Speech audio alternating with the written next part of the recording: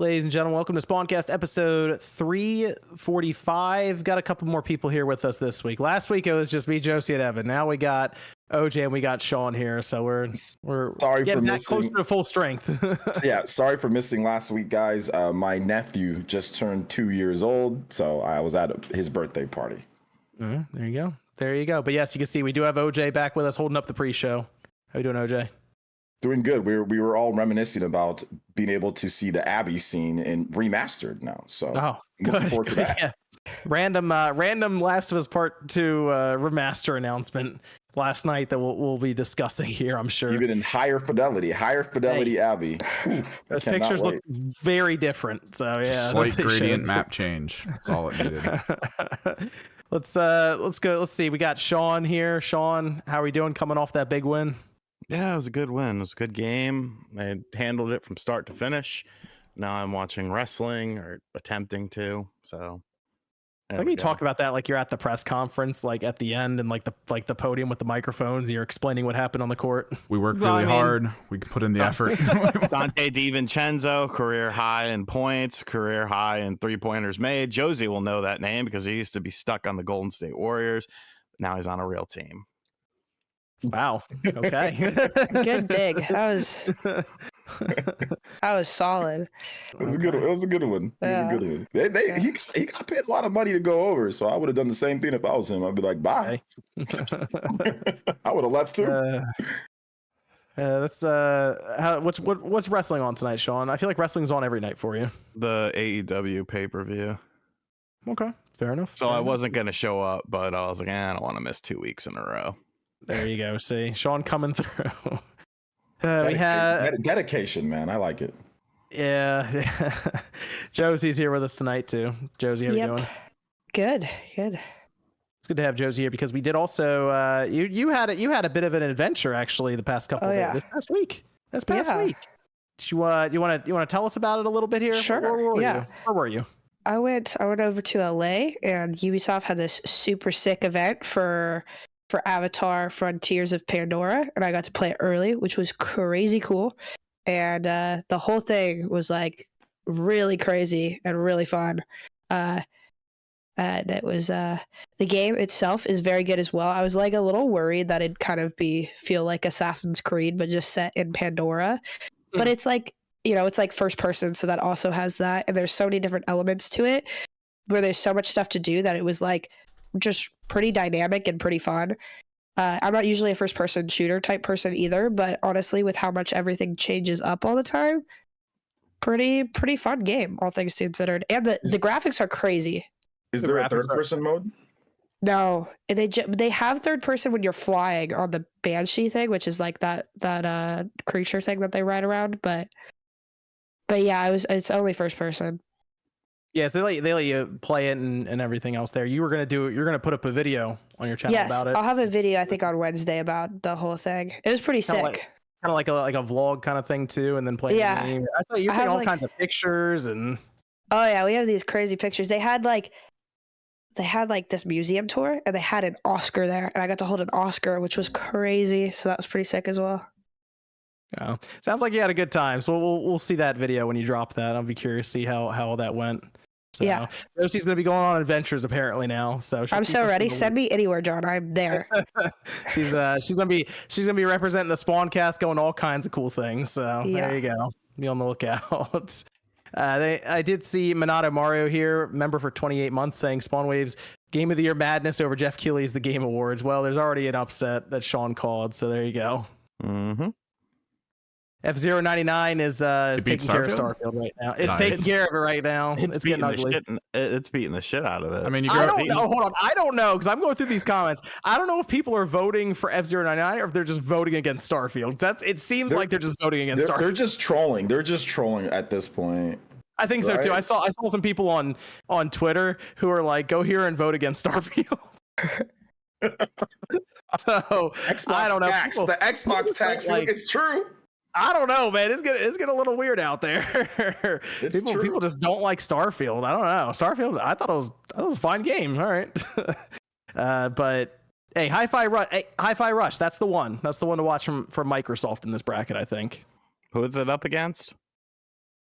Oh, Hi-Fi Rush is going up against Forza first round. Oh yeah, Yeah, it's gonna win.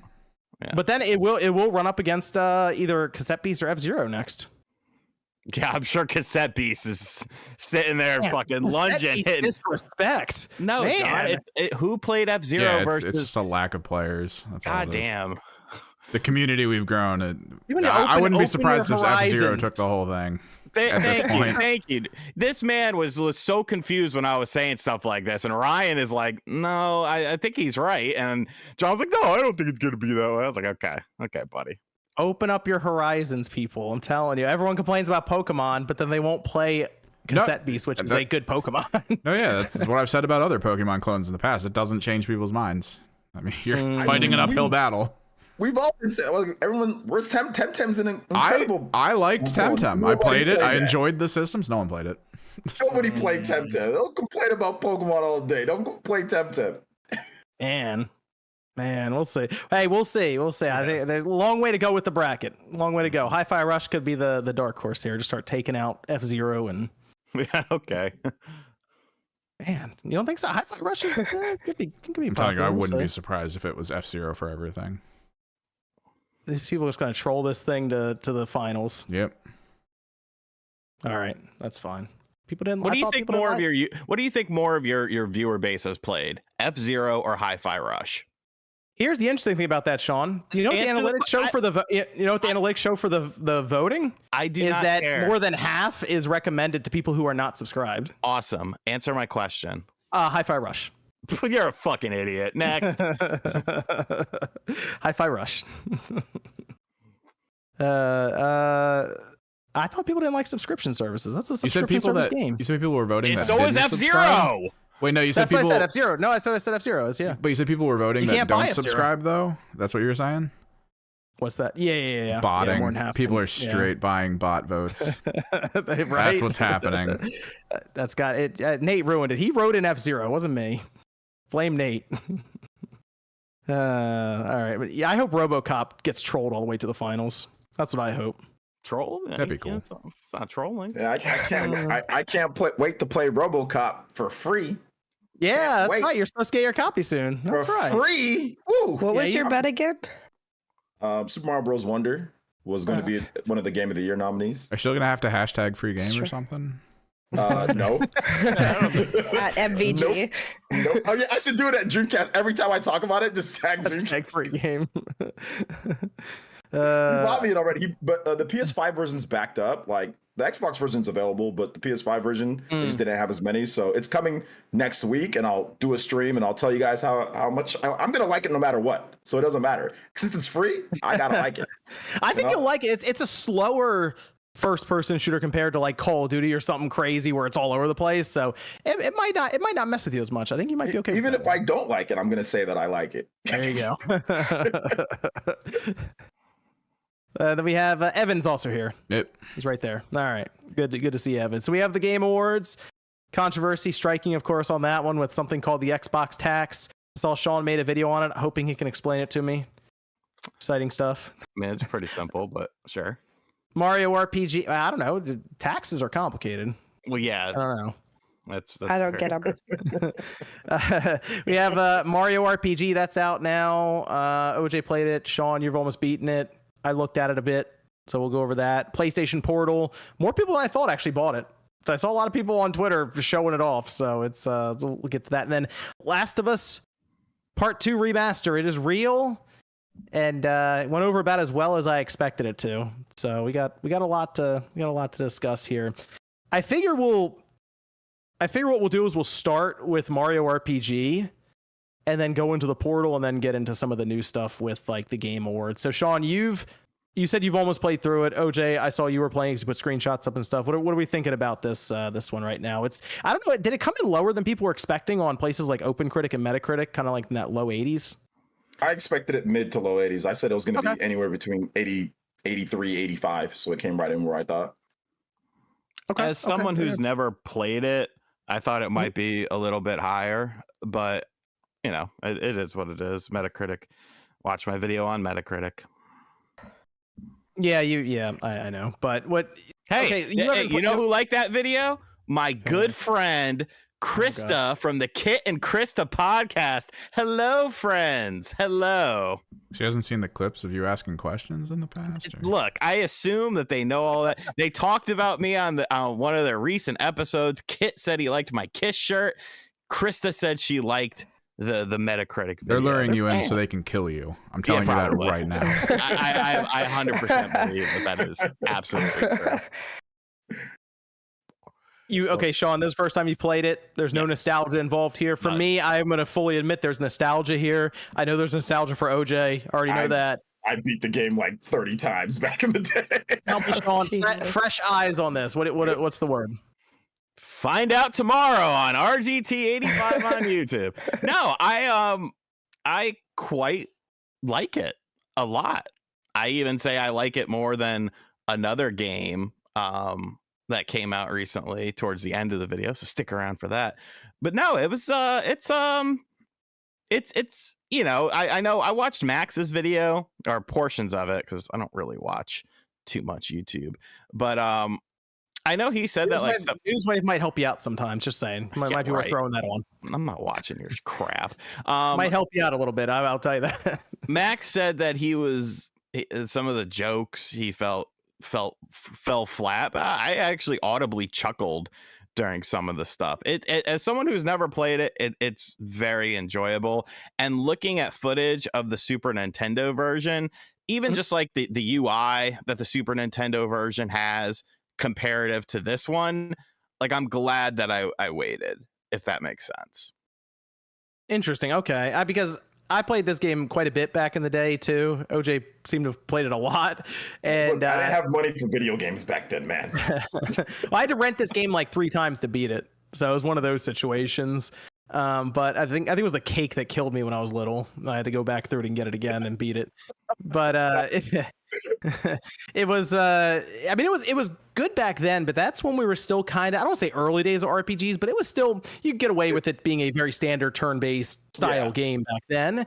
And maybe that's why when it showed up again now, it still kind of retains that, you know, more simplistic RPG mentality. Maybe that's why the scores were a little lower. It's one of those things where everything's kind of moved up multiple like tiers now, but this still just has, I think, the same kind of, Sean, you mentioned some of the jokes and stuff that they're the same jokes from back then in the 90s, and they've aged well. Yeah, so like it still has that charm to it. Even like, okay, so I definitely think it's pretty streamlined in terms of, you know, how you traverse and all that sort of stuff.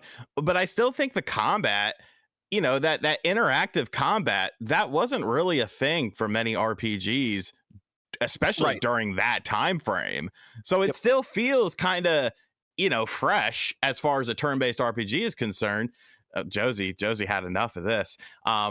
It still feels fresh as far as a JRPG is concerned. I think because that combat, I don't want to necessarily say was ahead of its time, but maybe was a bit ahead of its time. I would say it kind of was. It was very it was engaging then. It still is now. Like it keeps you involved. Like, you're always looking, like you can't just, you know, a lot of turn-based RPGs, if you're, you know, fighting a low-level battle, you just sit there, you smash the button, attack, whatever, just go through it. But with this and the interactivity of, you know, this enemy attack can do a lot of damage against you, but you have that chance to block it, it keeps you engaged the entire time.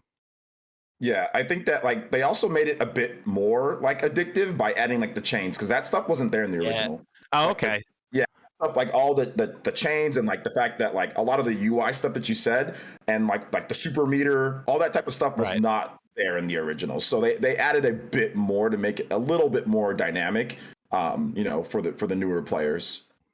Yeah, and also even like the little like the tutorials like to help you get like your action commands down. That wasn't there in the original. You just had to know when to do it, you know. It basically it had so you know how you have that splash damage, Sean, when you hit it like perfectly and it'll hit the other enemies on the screen. Right. They didn't have that in the original. Even something as little as the UI with the color coordination to the buttons. I guess like that wasn't necessarily there. It technically matched up with the Super Nintendo controller with the dark purple and the light purple, but like they did a lot to kind of work out some of the UI stuff for this too. So it's definitely a lot better than, you know, even the classic on the Super Nintendo back then. Yeah. And I think this game looks really good. Like visually speaking, it is an incredible looking game. I know it's still, again, it's not like, it's still very simplistic in some of the animation things they do. It's a very clean, it's clean looking. I think that's the way I describe it, right? Yeah. In motion, it's very clean. Yeah, it's a very clean looking game. I mean, it's simple, super simple, but I mean, it does a good job of translating like the Super Nintendo. Like obviously that's like sprites and like the 3D or like that render, those like Donkey Kong like render type of graphics, you know. I think it does a good job of trying to emulate, you know, what you would going to do, like what you were going to do. Like if you're going to do something, like I think this was probably like the best way to get it done without using sprites, you know, in terms of like the little short characters and like the chubbiness of like Mario and stuff like that. So I mean, like I said, it's cool. Like there's some things with it, as you know, as an old school fan, there are a few different things that I'm kind of like, but overall, like I do like it quite a bit. I like the music. The remastered music is really good. You can switch between the two. You can switch between classic and the new theme as well. So that's really good. And also everything loads really fast. Like I noticed this. Did you know that the battles load faster? They load faster than the Super Nintendo version. Faster than the Super Nintendo version, which is just wild because the game was already pretty good. But yeah. You know, so it's the little things that they've kind of improved here too, you know. It's very responsive. It moves pretty quick, like you said, through the different battles. So, like the transition from field to battle, it's got to be less than a second. It is very fast. Yeah, maybe. Oh yeah, it's a second or two. Maybe it's pretty quick. Yeah. Which Josie, you're looking at this though. This is there's a turn-based RPG style game. You don't the command based. I know you're not really into the command based stuff. What do you think about? Just did you pick it up? Are you looking at it? I've played like 5 hours of it. I actually really like it. I like you're doing like what Evan did when we did Baldur's Gate stuff. And he's like, I played like 100 hours of that. What's up? Okay, go ahead. No, it's really fun, and I think what's keeping me engaged is like the action command stuff, because I always liked the Mario and Luigi games because of that, the 3DS ones.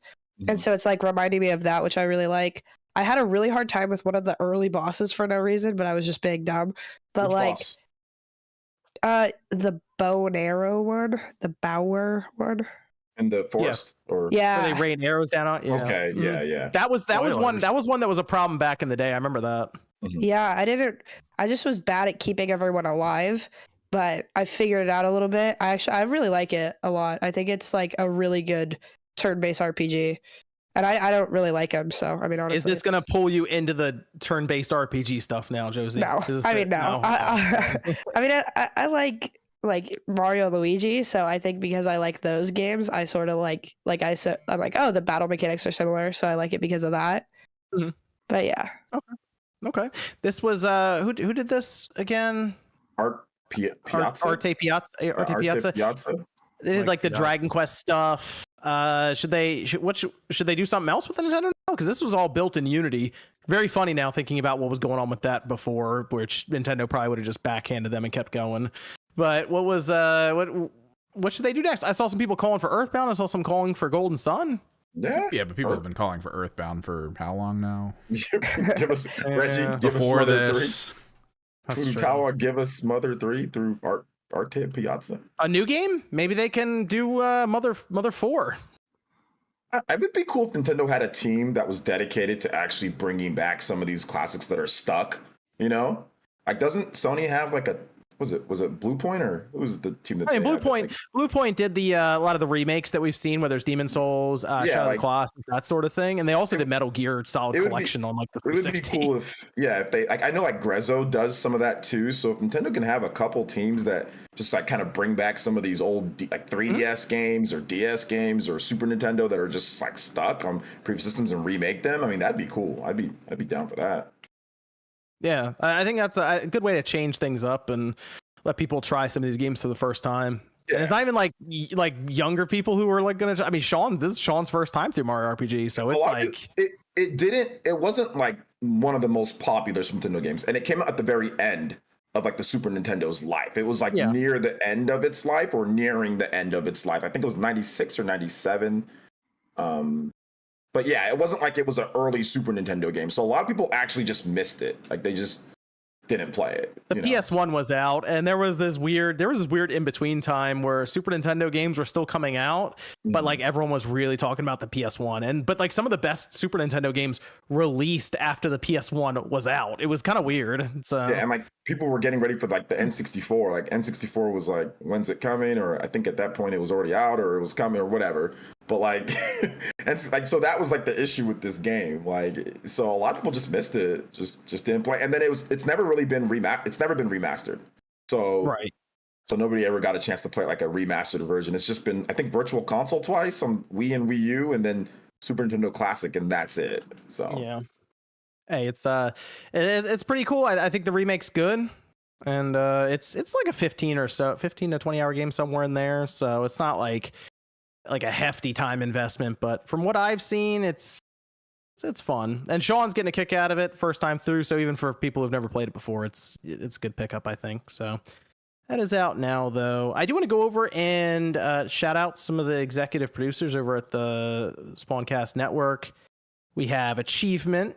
We have John O, Joshua Butts, Mr. Job, William Hogue, all executive producers over at the Spawncast Network, spawncastnetwork.com. And we also have the Game Orb, who's been sponsoring over on the Spawncast Network. Make sure you check them out. We have them down in the description. They do all kinds of gameplay videos as well as kind of exploring different conventions, and they also stream on Twitch, which are nice. Yeah, yes, they do all kinds. They were at Nintendo Live, giving people a good look around there. So make sure Comic-Con, yeah, New York Comic-Cons, they're all over the place. So if you just want to see what some of these conventions look like, or just check them out even before you go the following year or something, make sure you check their channel out, because they seem to be pretty active, kind of getting around there. But we have them linked down below. So shout out to all the executive producers and the Game Orb sponsor for the month. Let's talk about this PlayStation Portal for a minute here. I picked it up. Sean picked it up. OJ picked it up. Yeah. Okay, Nate also picked it up, and MVG also picked it up. MVG is not here this week because he is traveling for the holidays, so we'll see if he's back next week, or he's not allowed to leave, or something happens there. I don't know. We'll see. But the PlayStation Portal is out. What are we thinking about this thing? 'Cause I've seen so many mixed opinions on this, and I feel like it's going to be because of the person's environment, one way or the other. Yeah, so there it is. OJ has it right next to him. Okay, it is. I did do a comparison. It's about the size widthwise from end to end as a Steam Deck. All right, there is obviously missing space between the handles and the little tablet portion, so it's not necessarily as same volume, but it does take up the same amount of space technically, and it is a weird thing to put into a case or a backpack. So this has essentially, for me, been a controller with a screen that doesn't leave the house. That's pretty much it. And I saw your video, and I think the first impressions are like, wow, this is cool, right? Like when you first boot it up and you're saying, okay, I can finally play like my PlayStation games like on the go and everything, but then the limitations start becoming more and more apparent, especially if you have like a Steam Deck or you have a Switch or you have something else. And I know it's marketed as a remote play device, but for the life of me, I couldn't figure out I don't know if you can turn your PS5 on through your PS Portal. Either way, I mean, you might be able to, but it's not intuitive or easy. So there was like a number of things that just kind of annoyed me with the system. And I have a great home network, but there was still one time where I disconnected. There was still another time where there was a little bit of lag. It works good like 90% of the time, 95% of the time, but there was still sometimes, even with my really good home network, that it didn't work, or it just kind of lagged out a little bit or disconnect. So it's a cool device. I think that it's for those who really like PlayStation games and you want to play stuff. But if you go out of the house, I don't like. If you want to take it out of the house, I don't recommend it, because I haven't even attempted that. I haven't tried. Yeah, I took it out and I tested it with my Wi-Fi on my phone, my hotspot. Oh, okay. Yeah. And it works better than I thought it would, but it had even more lag. Obviously, it's going to have a little bit more. Now, if you have a really good 5G connection, you're going to kill that data, though.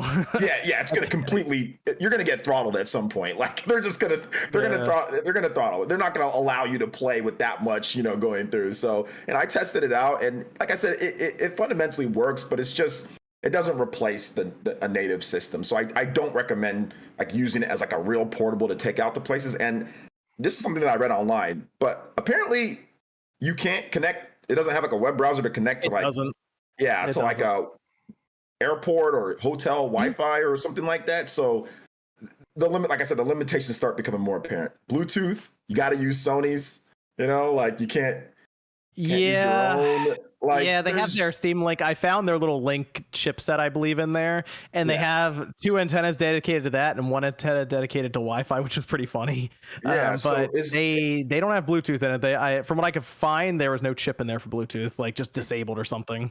Yeah, so it's just like I said, there's some cool things about it, and like it can be fun to be able to play like Star Ocean or RPGs. Like if you're playing lying down in bed, like I recommend it for that. Like if you're someone who wants to play RPGs lying down in bed, or just play your PlayStation games lying down in bed, like where you're close, and you have like a good home network, I recommend it if that's what you want to do with it. But outside of that, I don't know.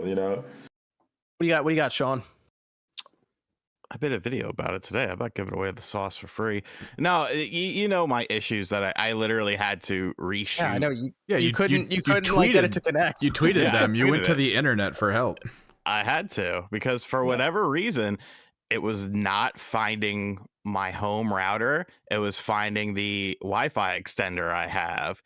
And it seemed like it was because of smart Wi-Fi, which is what because I have the basic router from my internet service provider that I use. This is great, by the way. So Sean, you are perfect for this because you are the everyman when it comes to something like the network. Right. Yeah. And so you're using the router that the service provider gave you. Correct. And what it does is it takes a 2.4 gigahertz and a 5 gigahertz thing, and it puts it into one individual thing as far as like one individual bandwidth. So when you're searching for something, this only pops up with the 5G stuff. So everyone's like, oh, we'll just turn off the 2.4, make the 5. You can't do that with this. You cannot. The only way to do it was to call customer service and sit there for like 40 minutes. And while I could have done that, I have some time, I'm thinking of, people who are buying this for their kids or something like that. They're not going to fucking do that shit. They're going to take it and bring it back to the store. But what ended up happening was I was literally sitting on my couch, just refreshing the available internet connections. And on the 10th time I did it, it literally popped up with my home router. And I was like, what the fuck? You beat it into submission. I beat it into submission or something. But, once I got it up and running, like, I think the screen looks really good. It's very comfortable. It has a really good build quality. But I also did encounter, I sat in the same place in my house playing everything just for like a couple hours, in the kitchen, which is a bit away from my router just because I wanted to, kind of test it out. And for whatever reason, when I tried Wreckfest, which I show on the video, it just got really bad. But it was only that game that I really had that problem with. I brought it downstairs here into the basement, and it was fine. So, there's definitely limitations to it for sure. Like the fact that you could buy a backbone and do it with your phone, but maybe you don't want to do that with your phone because you want to use your phone for other things. As an accessory, it's not the worst thing in the world. And I think with some updates, it could be potentially better, but it's always going to be contingent on online stuff. So if you have, Josie internet or something like that, this is pointless for you. Like you're not going to be able to do anything. If you want to, take it out of the house, you're probably going to have a bit of a rough time with it. I really just wanted it to play my PS5 games just in a different room and not have the to toilet. be Just say it. Well, no, because like when I'm watching the Knicks game, I want to watch the Knicks game, yes. But I want to play something at the same time. So, it's not a bad option, but I still think it's got kind of a bit of a limited appeal overall. And unless you just really like your PlayStation 5 and that's, if that's your console, that's where you buy all the games, maybe worth checking out. If you are a multi-platform owner, I'm not quite sure. Yeah, I agree. I will say I have to give my hats off to the screen because the screen looks absolutely gorgeous. And the build quality of it is really well done. I thought it looked flimsy as fuck when they were, first showing it off. I was like, I think it's going to break in your hands or something like that. But it's actually built very well. And it feels a little bit, the controller portions of it feel a little bit more low profile than an actual DualSense controller, because I find it way more comfortable holding that than I do the DualSense controller, because I don't have the biggest hands in the world. Did you find it heavy? No, I found it a bit heavy, and Did you? And I have huge hands. Did you hold it up with the Steam Deck and compare it? Do you have a Steam Deck? No, I don't have Steam Deck. See, that's kind of what I was doing it with, like the Steam Deck and the ROG, and like compared to that, it's like, oh wow, this isn't. Oh, it's definitely heavy at all. Yeah. Oh, okay. Yeah, I don't have. I guess I'm comparing it to like my Switch. I guess like my Switch OLED and my regular Switch. The funny thing is, because it just has two DualSense sides to it, it actually is pretty comfortable to sit around and play, because it's you just basically have a controller for you, which is it's kind of like if you have a Switch, you have people put the grips on it. It kind of comes with a grip already built in. It is interesting though, Sean, you mentioned that screen. I feel like what you're looking at with that, well, with the PS Portal now, very possible that's a similar screen than what is rumored right now to be in Nintendo's next system.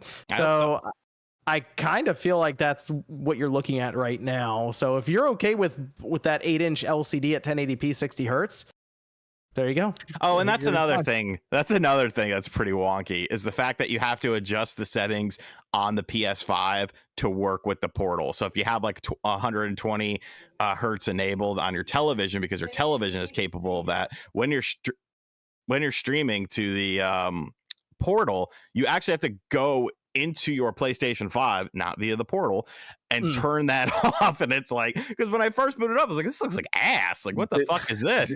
Did it really? Because I had the same thing, but I didn't have to change anything. I think it just auto did it. So I don't know. I think you have to go in and do it. I didn't change a damn thing, but it looked terrible at first. And I'm like, this looks terrible. And then I literally turned off my PS Portal and turned it back on, and then tried it again, reconnect, and then it looked good. And I didn't change anything, so I don't know. Yeah, it definitely needs some firmware updates, because they have to put a browser sort of thing into it. Mystic Ryan said that if you go to the terms and services or something, it actually has a browser. So it's like, okay, well, enable it.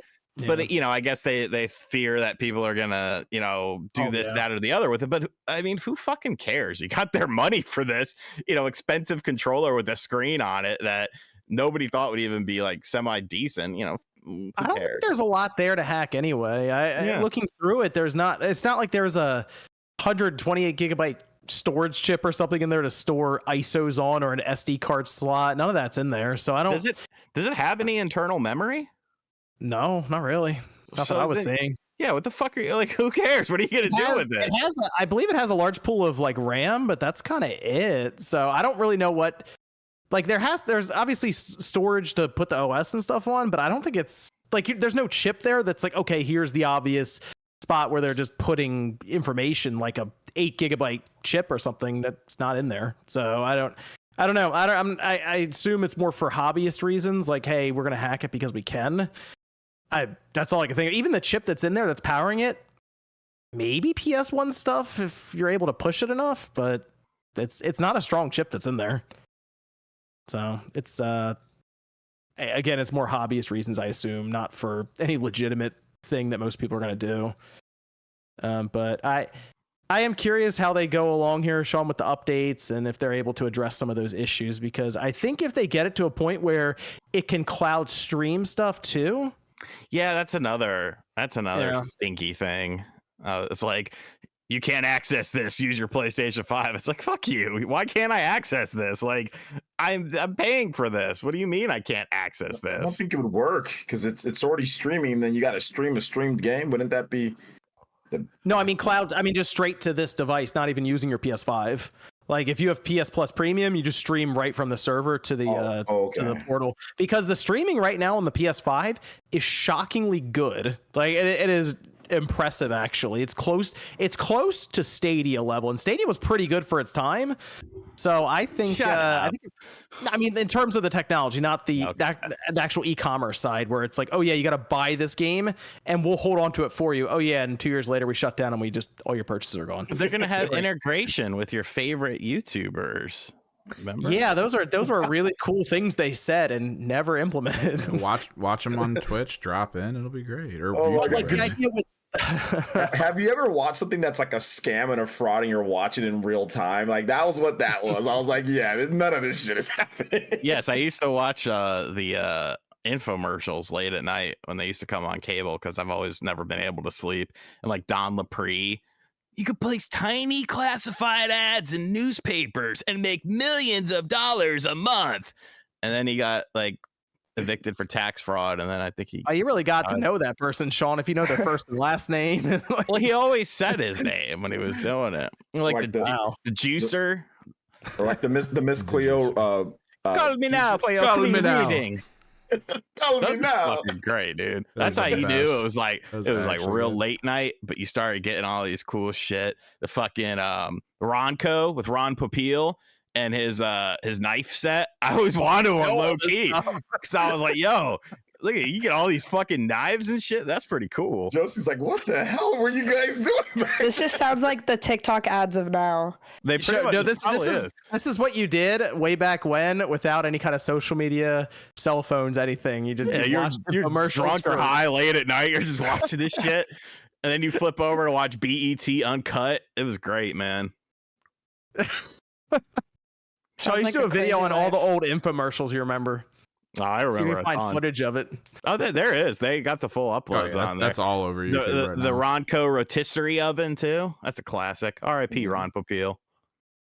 Yeah. If we got to a point where you can just buy the portal, sign up for PlayStation Plus Premium, and you can just stream everything, that'd be an interesting future to be in. So I don't know. They seem really concerned about making it so it doesn't need to rely on the PS5 because they maybe don't want to open that door yet. But the PS Portal, it's out. I'm curious how it'll do going forward. It is interesting because it has sold out. So I don't know how many Sony made, but they're technically not having a hard time selling them for the quantities that they put out there. So we'll see. We'll see if this maybe this, you think this sends a message to them where they're like, oh, people do want to play games portably. Interesting. No, think there's any future there PSPs. For something that's not streaming, and maybe they do create a native system that plays PS5, PS6 games 4 or 5 years from now. I feel like they'll take it as a sign that people want streaming. That's where we need to go. Well, no, because it's like completely the opposite of what we actually want, though. It's because before, leading up to this, people looked at that and said, well, if no one buys it, Sony's going to get the message that no one wants to do portable gaming. So then to me, the opposite is, if it sells well, Sony would get the message that people do want to do portable gaming. I think it'll just be like, hey, I kind of agree with Joseph. Like, hey, we can just sell a $200 controller and we don't have to worry about actually manufacturing, like, because it's expensive, right? Steam Deck, I don't even know if they make anything on that, right? Like, it's just more to service the Steam customers. It's much harder, right? But if you could just release a controller for $200 with no internals really and all that, and people will buy more PlayStation games and get into the ecosystem more, I think they might think about it that way, because it's so much cheaper to do it this way. And if you can increase like your streaming and get the technology better, I think they might just go with that option, you know? Like that seems like a much less headaches, you know, than building something. Because people looking at the Portal and they want it to be a native device for playing games. That's what they want. But we did have a very telling interview from Valve with the Steam Deck OLED, and they explained why there's no Steam Deck 2. Why is this an OLED and you're not going to the next thing? And they just said the technology's not there yet. We got another 3 years or so before we get to that next level. So that might line up with the I guess the schedule for Sony if they do want to go to the PS6 in a year and have a native device that just plays the same games but at 1080p on a handheld, because you don't really need to go above 1080p for a handheld like an 8-inch display like what we're seeing now. Yeah, it's definitely possible. I guess it's possible. People want to play games portably. Like that's something, and I know that was like a thing. Some people say, oh, well, you know, no, I want to play the highest quality. But then I see a lot of people that were saying, oh, give me 4K, give me all that. They're like, oh, I got a PS Portal. Let me play now. You know, I can play anywhere. I'm like, wait a minute, y'all are all hyping up 4K and everything now. See, now you guys want to play portable now, right? So I think this once again validates, right? You got the Steam Deck OLED, you got obviously Switch is going to do whatever's next. You got this PS Portal, you got all the Lenovo, you got all these people that are saying, yeah, the option to play portable is good. So that's a good thing, right? That's competition. That's definitely a good thing. Yeah, I think AMD still has a lot of work to do to try to get, like, I think Nvidia is pretty far ahead of AMD when it comes to these low power chips. I think Nvidia is about to show that in Nintendo's next system. But that's something AMD needs to work on over the next 2 or 3 years. And if they're getting R&D from Sony, maybe they want to do it. Then Valve and Asus, and they probably could put the money aside and figure it out. So that's hope. That's what I'm hoping for. I'd like to see advancements in that field of low power chips and handhelds. So exciting stuff. It'd be cool if they made it less reliant on Wi-Fi, because as long as it's like reliant like that, which is what they're gonna do, I'm sure, it's just gonna it's gonna like isolate a lot of potential audiences. Yeah. Any Black Friday deals? Anyone doing anything this week coming up for Black Friday? Any plans? Sleeping. Yes. What's the move? Sean just he will stay away from all of that. He doesn't want any part of that. Right, Sean? Work a equipment. massage parlor or something. Be like, what's the Black Friday deals here? What's going on? 2 for 1. Don't you already have the punch card? Now you're asking for handouts. You got to be careful with those massage parlors. Isn't that how they got like Robert Kraft, the owner of like the Patreon? Hey, only if you're sloppy, my friend. Only if you're sloppy. I thought that's why you went to them. Boy. No, I mean Black Friday. It's definitely, now they do like a week of deals, and it's like they yeah, it feels like it started already. I think GameStop is still going to do some doorbusters and stuff, because their ad hasn't come out yet. Their ad hasn't. Right. So kind of waiting on that, because that'll be a fun video to make. Target got Sonic Superstars at $35. Y'all need to be up on that shit. It starts tomorrow, the 19th. $30 dip, and we're there. Sonic Superstars for $35. $24 and I'm there. $19.99 and I'm there. Getting there. Okay. Okay. But yeah, it's definitely it's not the same vibe as it was even, pre-pandemic. Was Black Friday more exciting like 10 years ago, 5 years ago, 10 years ago? Yeah, it was, right? 100%. Okay, that's just not just me. All right. Because I remember when they started opening on Thanksgiving, and I was like, this is kind of weird. But before then, I don't know, there was a lot, like, people, I know people in the like family who would go out and camp out for it. Now no one does Black Friday. People would camp out all the time, trying to get a new system or something like that. Even, when I worked at GameStop, it was me and one other person on Black Friday morning, because the other person called out of work, and it was fucking insane. We were there at like 5:30 in the morning. People were like beating down the fucking door. It's like, Jesus Christ, man, what just save some money and you could save yourself some sleep, Yeah, we'd like draw straws at like the GameStop for who was going to be there at 4 a.m. That Josie, you hitting Black Friday? What's going on? Maybe. I always go home for Black Friday, and we have like no stores for where I'm from, so I have to really commit and like go like an hour to the big town and check it out. But maybe. Okay. I might get Sonic Superstars. Oh, there you go. There, see, Sean's already stars. Sorry, OJ. Sean's already convinced. What game is that? That's the bootleg version. I want that one. That's the move. That is the move. Yeah, I feel like Cyber Monday though, low-key killed all that. Like, people just wait and buy stuff on Amazon now. Yeah, that's true. Oh, you know what I want to get? I want to get like one of those like 1.5 terabyte like. I always tell people storage. If you've been holding out, Cyber Monday, get storage. Whether it's for your PS5, your Xbox, or your Switch, you're gonna find some ridiculous deals. I think it just loses its luster as you get older, though, because you start caring less about things. And plus, for me, like, I order so much bullshit online. It's like every day is Christmas. Like, every day there's a package by my front door. I'm like, what did I buy? And I'm like, oh yeah, we've seen your wrestling collection. You. Yeah. It used to be exciting to get a package in the mail. Now it's like, I got to go out and get this thing from the doorstep. No, that's totally true. The other day, like, literally, I didn't even know that I bought this, but apparently I bought Double Dragon, the Gaiden Rise of the Dragons. I totally forgot, but it just came in the mail. That was on sale on Amazon. Yeah. I just bought it random, and then this controller, I forgot that I bought it, but I bought it. I'm gonna use it for my PC to play fighting games now. So there you go. Yeah. Okay. Usually what I'll do on Black Friday is I'll end up going to Walmart at like 3 p.m. after all the people like have gone crazy in that store. And a lot of times you'll have like the video game section. They put them out with little colored stickers on it, and I'll just see what's there and grab something for like 10 or 15 bucks and call it a day. That's how I got Monster Hunter Rise last year. There you go. See, easy enough. It was like 15 bucks. It was a steal. Oh, that is great for that game. That game is so good. Yeah. Yep. And they just leave them out on the floor. They're just sealed. Go pick them up. Go. That's it. So, but I feel like back in the day, it was like waiting outside for the Wii or the PS3 or something like that. Not anymore. Well, I feel Better like days, gaming, man. like a lot of consoles don't really go on sale that crazy anymore either. Like the Switch isn't going to drop really. It's just another bundle, right? So. Yeah, I think the Xbox is, the Series X is 50 off, and then it's like a $75 gift card, and it comes with Diablo 4 or something at Target. Yeah. So there's a lot that just hit that system, but that's about it, $250 really. on the S. Yeah.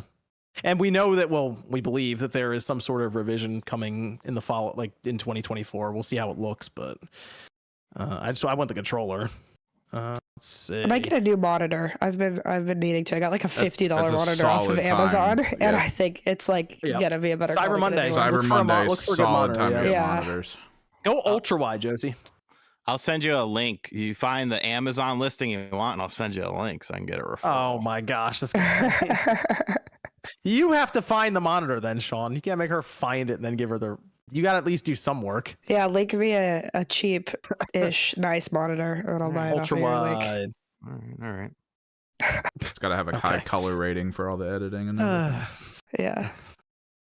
let's talk about the game of the year stuff, and someone can explain Xbox tax to me. We'll do that. How about that? All right, game of the year is in the nominations. Did we want to go over any other? Are there any other category? Oh, there was one other category I wanted to touch on. Esports Coach of the Year, please. Oh, gosh. There was Did you one see that category. one of the coaches. No, shut up. One of the coaches. One of the coaches said, "Remove me from the nomination." What? I said, Why? "Okay." I don't know. We were talking. He said about remove me because he doesn't even coach. It's amazing. He's like, guys, I didn't even coach the last year, so I don't know why I'm on this list. I'm just gonna ask this. What the esports coaches, do they just develop the roster and figure out who's way? Evan, you can explain this to me. I understand like coaches aren't playing in any of these games, right? It's like sports, right? They're not playing in the game, but they are managing.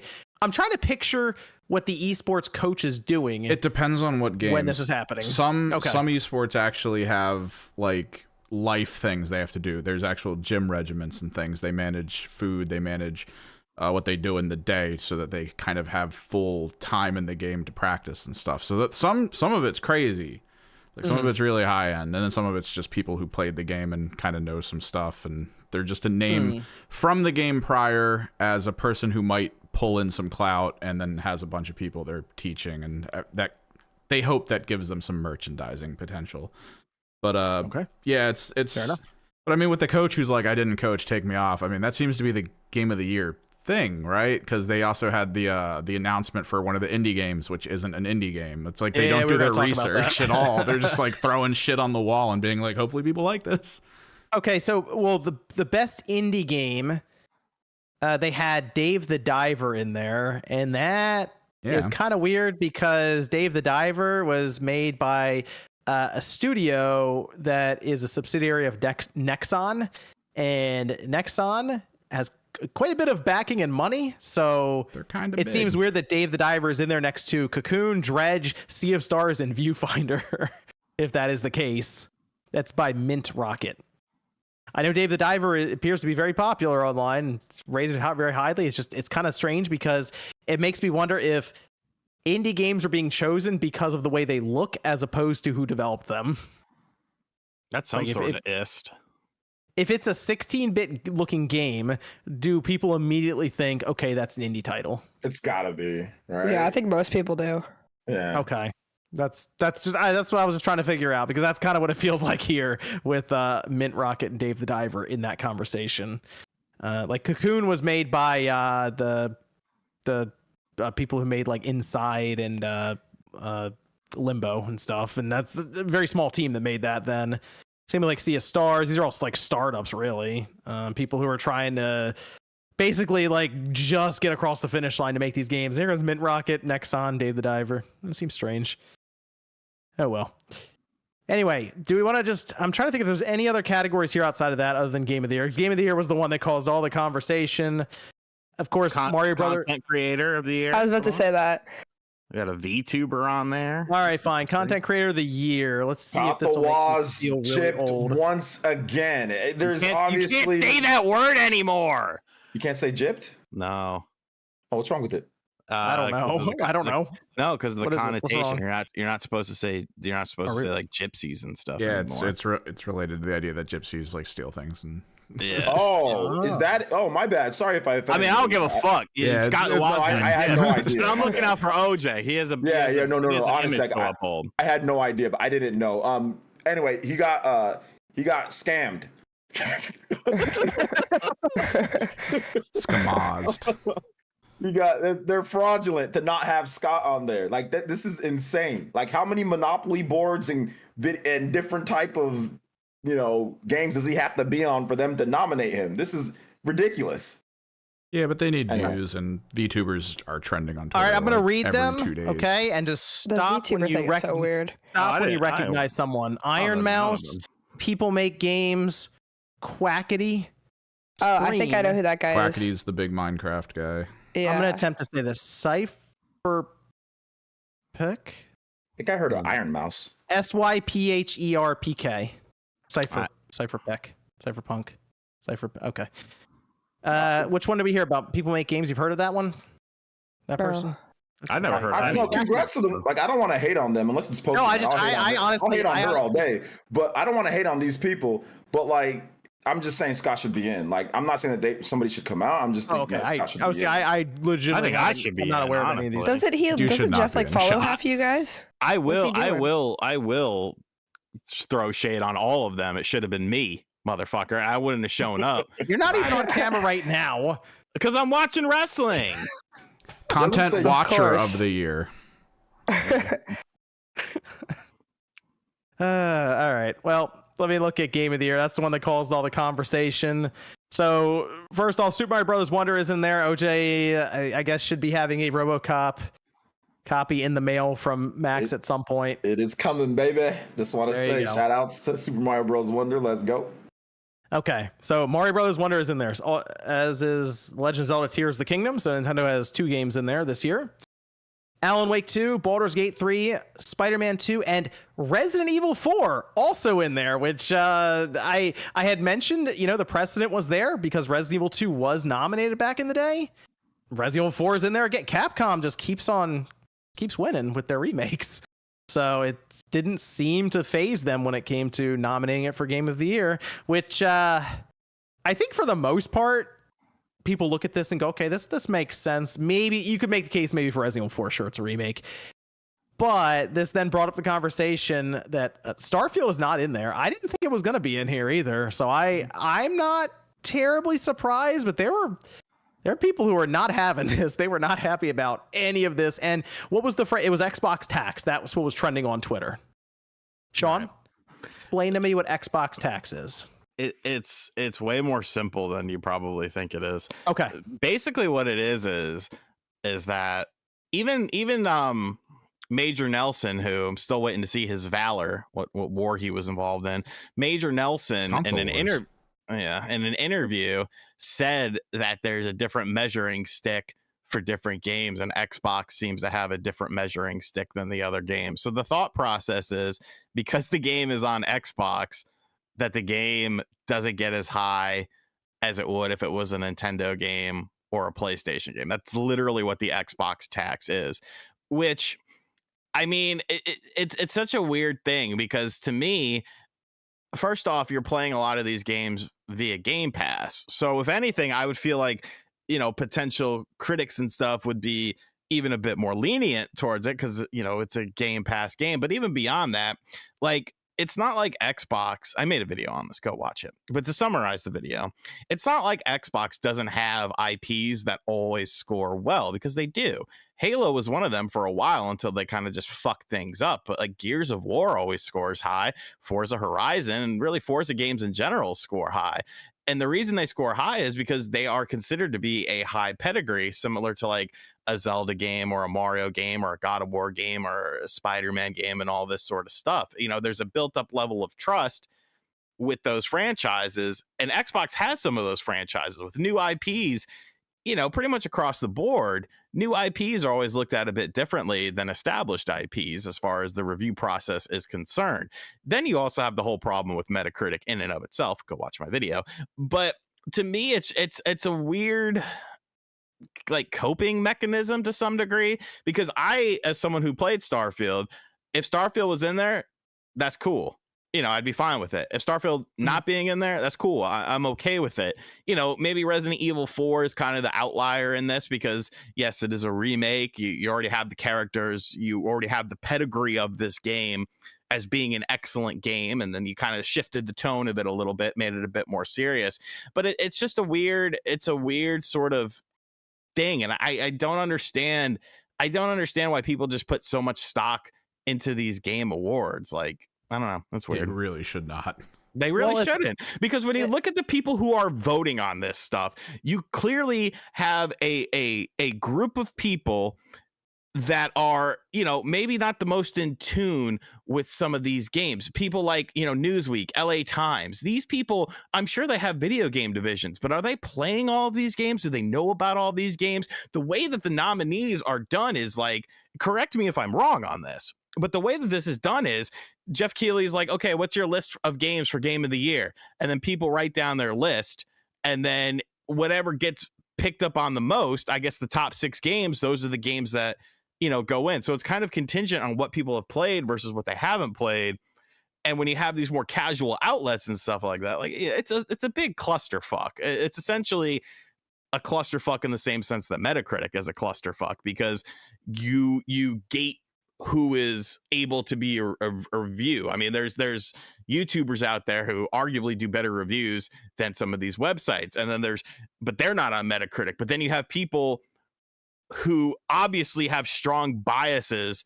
And this all kind of relates, but you have people that obviously have strong biases towards and against certain games, giving their scores on Metacritic, and that being considered valid and that affecting the score. Like, it's such a mess, man.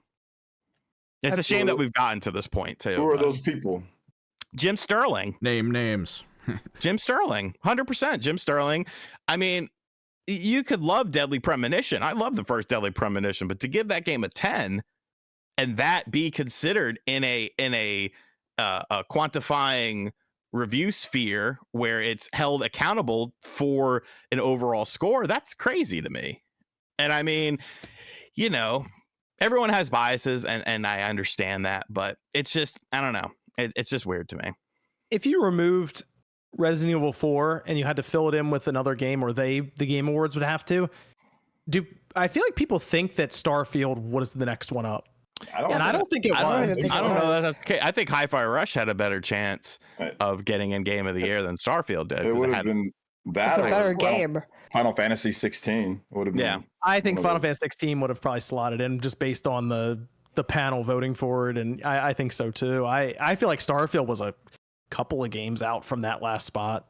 So, although I'm very happy that Final Fantasy 16 didn't make it, not because the game is bad, because the fan base are the fan base are a bunch of sissy, pansy, whiny babies. So I'm just happy. I'm just happy for that.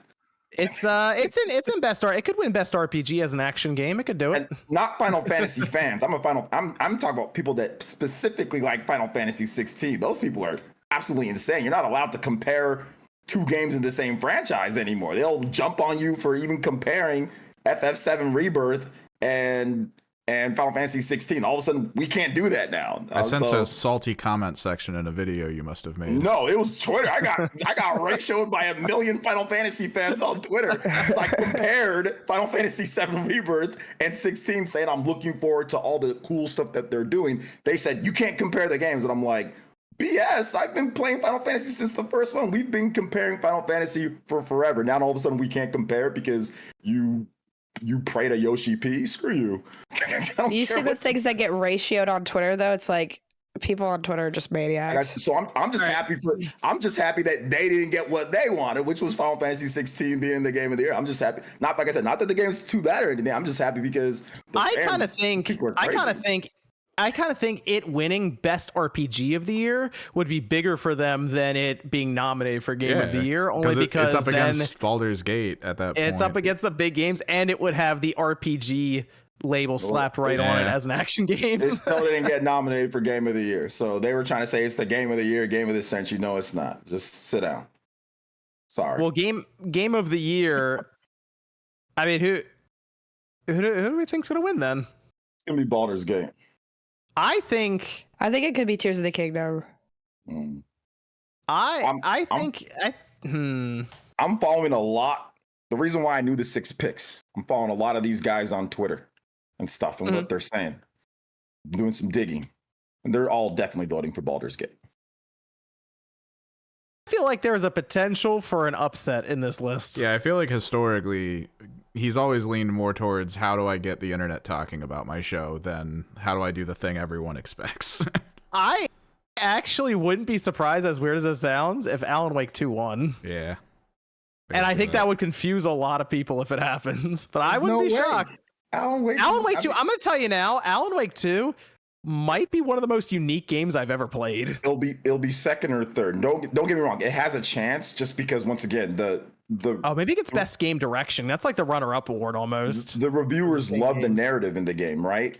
They love the narrative in the game, so I think that it definitely is going to be voted. People are going to vote for it, but I just think Baldur's Gate just has this aura about it in terms of what it does, and from what I've seen people say on Twitter and on the people that vote, a lot of people that actually vote, and of course, like how Larry and how people think about them as a company, right? So I think that's the reason why it's going to win. Alan Wake 2 kind of fits into that, like almost like Oscar kind of category where they're trying to make it like the Oscars, and Alan Wake 2 is this narrative driven that weird indie really film that goes really far. Yeah, really weird experience. It's very unique. I've never played a game like this before, so I'm just saying I wouldn't put it out of the realm of possibility, because we're all focusing on Baldur's Gate 3 versus Zelda. It'd be very odd if he opened that envelope and he's like, Alan Wake 2. Everyone would just be thrown off completely. That would it would be definitely wild. Make the show. It would make the show more interesting. I will tell you that. It would trend for like 4 days. That's what he wants. Yes, that would make the show very interesting. I'd be happy for the team. Like, I think that this year, this is the first time I think in a while for me that I'm like, you know what, they got pretty much all the picks right. Like, this is probably the best picks that, when it comes down to it. Like, I know it was tough because it was a competitive year, but I think this is the right picks overall. No, you know what? I've decided. I hope RE4 wins. OJ, I hope that happens. that would set the internet on fire. A remake? Yep. You were already complaining that a remake was in there. Yep. RE4. Let's go. What do you think, Sean? Who wins? Baldur's Gate. Man. Okay. I think it's Baldur's Gate. Zelda has an outside shot. Yeah. Man, Zelda, really? This is weird. Usually we go into the game of the year when Zelda's in there and everyone's like, Zelda's winning. There's no shot for anything else. This is interesting. But not a lot of confidence in Zelda going into this, other than what Josie, you said you think Zelda's going to win. There's only been 2 times, right? I mean, Breath of the Wild came out in 2017, and there hasn't been a major Zelda game since then. Then before that, the Game Awards, it was like a gap, right? There was no like major Zelda game to be in the Game Awards outside of like remakes or like Link's Awakening, or like obviously Skyward Sword wasn't going to do it. So I mean, pretty much for the whole time period of the Game Awards, there really hasn't been a major Zelda game that could be in it. This is just the second one. Whenever it comes around, it's like, that's it. Zelda's taking it. Oh, I guess Ocarina of Time, they had the this is a long time ago, but they had like the online, what was it? who you called it. It's like I'm trying to remember the website. They're not around anymore. They did it, and Ocarina of Time stomped every. No, it was like back in the day of game winners and stuff. Yeah, it was way back when, and they tried to pull like I know they tried to pull somewhat professional quote unquote places. It was just video game magazines, and Ocarina of Time just stomped everything. I remember that. Oh, okay, you're counting. I thought you were just counting like the Keeley Awards. Those were the days of dial-up. I remember that. Like it was a long time ago. Okay. But, Twilight Princess. Ocarina of Time, those absolutely got like, a lot of Game of the Year like stuff. Although I remember I went back a little bit and there was a big debate, I think in 2006 between I was 3. It was like Okami and like Twilight Princess, or I forgot, but there was like a big I know IGN like had a huge argument about what Game of the Year was that year, like the year that Okami came out. So Game Awards, we'll say that's 3 weeks. Three weeks. Yeah. What's interesting? I haven't really thought too much about what's going to get announced there. Like in terms of reveals, actually a lot of focus has been on this Game of the Year stuff because of the Starfield snub and people hoping it would be in there. I don't know. I was thinking about that. What's going to get announced there at this time? Because but isn't that good though? Like shouldn't the awards? It kind of is, right? Yeah. Like, you're right. After last year, I'm not really expecting too much. I mean, there's one game I think is going to get a release date there, which we'll get to here in a bit. But I don't know. I'm going in just like we'll see, because it's hard to really guess at this time. Also, about the Starfield thing, I just also think it's like a lot of, like RG2 is saying, it's just a lot of like coping. Like Starfield's fine, but it doesn't really hold a candle to the rest of the games here. So like regardless of that, if that was a Sony exclusive, it'd be the same thing. It's just like not that type of game. Cold Eastwood can have a word with you now. Yeah, whatever. The Twitter Xbox already on fire is the idea that if Microsoft releases a game, it's harder for it to overcome the lineage of Sony and Nintendo. Is that the idea? The idea That's so stupid. The idea is that Xbox makes games no sense. Are reviewed differently than Nintendo and PlayStation exclusives. But if Microsoft decided to release a game on PlayStation and Nintendo, like their platforms, if they just released it multi-plat, they would have a better chance then? Yeah. Okay, I was checking because Psychonauts 2 was nominated Game of the Year, right? We all remember this. I mean, like, I don't know, this Xbox tax thing, like, I think like it's just part coat. Microsoft they put out a good game. If Sony did the same thing, though, we'd be like, oh, those Sony games in here, and people would be up in arms again. So it's like, it's just about the games. It's not about the company. At least in my head. I don't know. I think like Xbox. There's probably some people that don't like all sorts of companies, right? Like when you do this whole thing, and I understand like where some of these Xbox guys are coming from, because it's like, like there was barely any nominations for, and like there was some good games, right? There was some good games this year, but I don't see it as some type of bias or anything like that. If it's going to be reviewed, I don't think so. The game. Well, where's the Octopath Traveler 2 tax, OJ? What's going on? yeah, Octopath Traveler 2, not Future Redeemed, nothing from Future Redeemed, nothing from So like sometimes even a game can be really good and it doesn't get noticed, right? Like Octopath Traveler 2 got nothing. Pikmin 4. What about the? I'll ask it. What about the Hogwarts Legacy tax? Ooh, you know why that is. That's I'm just asking. Where's another can of worms? you know why that is. It's best-selling game of the year, isn't it, in the U.S.? But hey, don't be a turf, John. You're showing your turf side again. We talked about it. I'm just asking why it's Calm down. AstroTurf. Why it's not there? AstroTurf. I was just asking a question. That's a J.K. Rowling tax. She gets taxed a lot. She makes a lot. I'm looking at this. I don't think it's the level that people. There's a lot of conspiracies about Xbox Game Awards, that sort of thing. Look, let him get a game out that just takes the internet by storm with its quality, its reviews, all of that, and then we get to the end of the year and there's like a 95 from Xbox sitting around and it's not there. Okay, then I'll be like, yeah, what's going on right now? Microsoft won game like Halo. That was like Game of the Year quality, right? Like the original Halo 3, didn't those get Game of the Year stuff? So like back, I mean, we didn't have like yet. Xbox has been in a rut for quite a while now. Like, let's be real here. So, ever since the Game Awards kind of turned on its own thing, like, what are some of the big things that people feel were snubbed that didn't get a nomination? Like, that's a good question. That's the only thing that I can think of was Forza in 2021.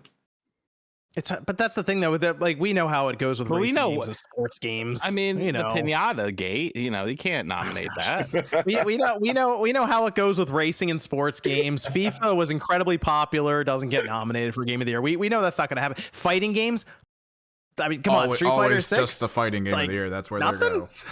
It's like, yeah, that's true. But I'm just saying, like, if there was a claim to be made, it'd probably be then. That would be it. It would be, Forza in 2021, because that was the highest rated like major game that year, if I'm not correct. I think it was. Yeah. Yep, but we know how it goes with these racing games and stuff. They literally made a category, racing and sports. It's like, all right, sure. So half-assed. How are you gonna have an esports coach, but you're not gonna give racing and sports games their own separate category? That's crazy to me. If Fable comes out and it's like a 93 and it's nowhere to be seen in the Game of the Year conversation that year at all, it's like not. Then we'll I'll believe it then. Be like, all right, I get it now, but. Or I think put out like a game that is, I don't know, in that conversation. I don't even think it's on the same league, and I have played it a lot, but it's not. It is not the same as the rest of the. What game are you talking about? Starfield. Like it's just not even. It doesn't even come close. I probably would have gone to Hi-Fi Rush over it, just because of it being very unique and doing something really different in gaming. That's kind of what I feel like they look for with the Game of the Year stuff at this point. Or like even Liza P. I feel like Liza P's better. I don't know. Liza P got kind of beat down this year. Yeah, I'm Nintendo biased. I don't really know, but F-Zero sweet. Yeah, I'll take F-Zero. F-Zero 99. That wasn't nominated. It must be the Nintendo tax. Yeah, must be. Yeah, exactly. They can't do anything right. This is all Nate's fault. He's not here. It's all Nate's fault. We're blaming him. Look, again, I'm sure we'll revisit this next year, because I think Microsoft's going to have quite a few releases in 2024, and we'll see. We'll see what happens then. But Psychonauts 2, that was there. It was nominated, so they have had nominations. Let's let me pull up some of the super chats here. Killer of Xbox says thoughts on Xbox tax. He had a whole segment on it. Big Red says, John, your Game of the Year bracket poll proves what we all know. Starfield isn't a good game. In all seriousness, if you enjoyed it, great, but objectively, it isn't anything special, nor is it much fun. Mr. Job says, it seemed like most of the commenters disliked the call-in segment, so I'm glad I got to participate before it gets axed. By the way, it's pronounced Job. Okay, Joby. Got it, Mr. Joby. Thank you, Mr. Joby. Got it now. We'll do the call-in section every few weeks, actually. Maybe like once a month. We'll try to make that work for fun to see what we have going on. Blue Knight says, not saying Game of the Year, but RoboCop deserves an award for game direction and how they adapted FPS gameplay to suit the IP. That would have been fine. RoboCop. Where's the RoboCop tax? That game got snubbed. They just needed a section that's fun game, best fun game of the year. Yeah. RoboCop. There, you're welcome, Jeff. Fun game of the year. No bullshit. No nonsense. Just fucking A. What's fun? It's RoboCop. Just nominate that 6 times and give it the trophy. I can't wait to play RoboCop. Seriously, I'm glad we're hyping this up for you as you wait for your copy. It'll be good. Bro, you could get a perk for RoboCop to make dismemberment and gore more prevalent on people, and it's fucking awesome. It's so cool. I'm gonna stream it, so it's gonna be a lot of fun. Yeah, it's a good time. It is. If you have any familiarity with the movie whatsoever, you'll get a kick out of it. I've watched all of them. You'll get a kick out of it then. It takes place between 2 and 3's story. Oh, okay. Yeah, I played the old NES. That game sucks, but I played the old NES game 1,000,000 times. Oh God. Doctor says, I don't get why people say Hogwarts got snubbed because it was an all right game heavily carried by its IP. Nowhere near Game of the Year material. Yeah, I don't think I would have put that in Game of the Year category. Yeah, maybe not Game of the Year, but something. I think it could have been nominated for something else. What would you nominate it for then? What would be the category? You probably could have put it in action game. Action game, maybe sound design, maybe stuff like that.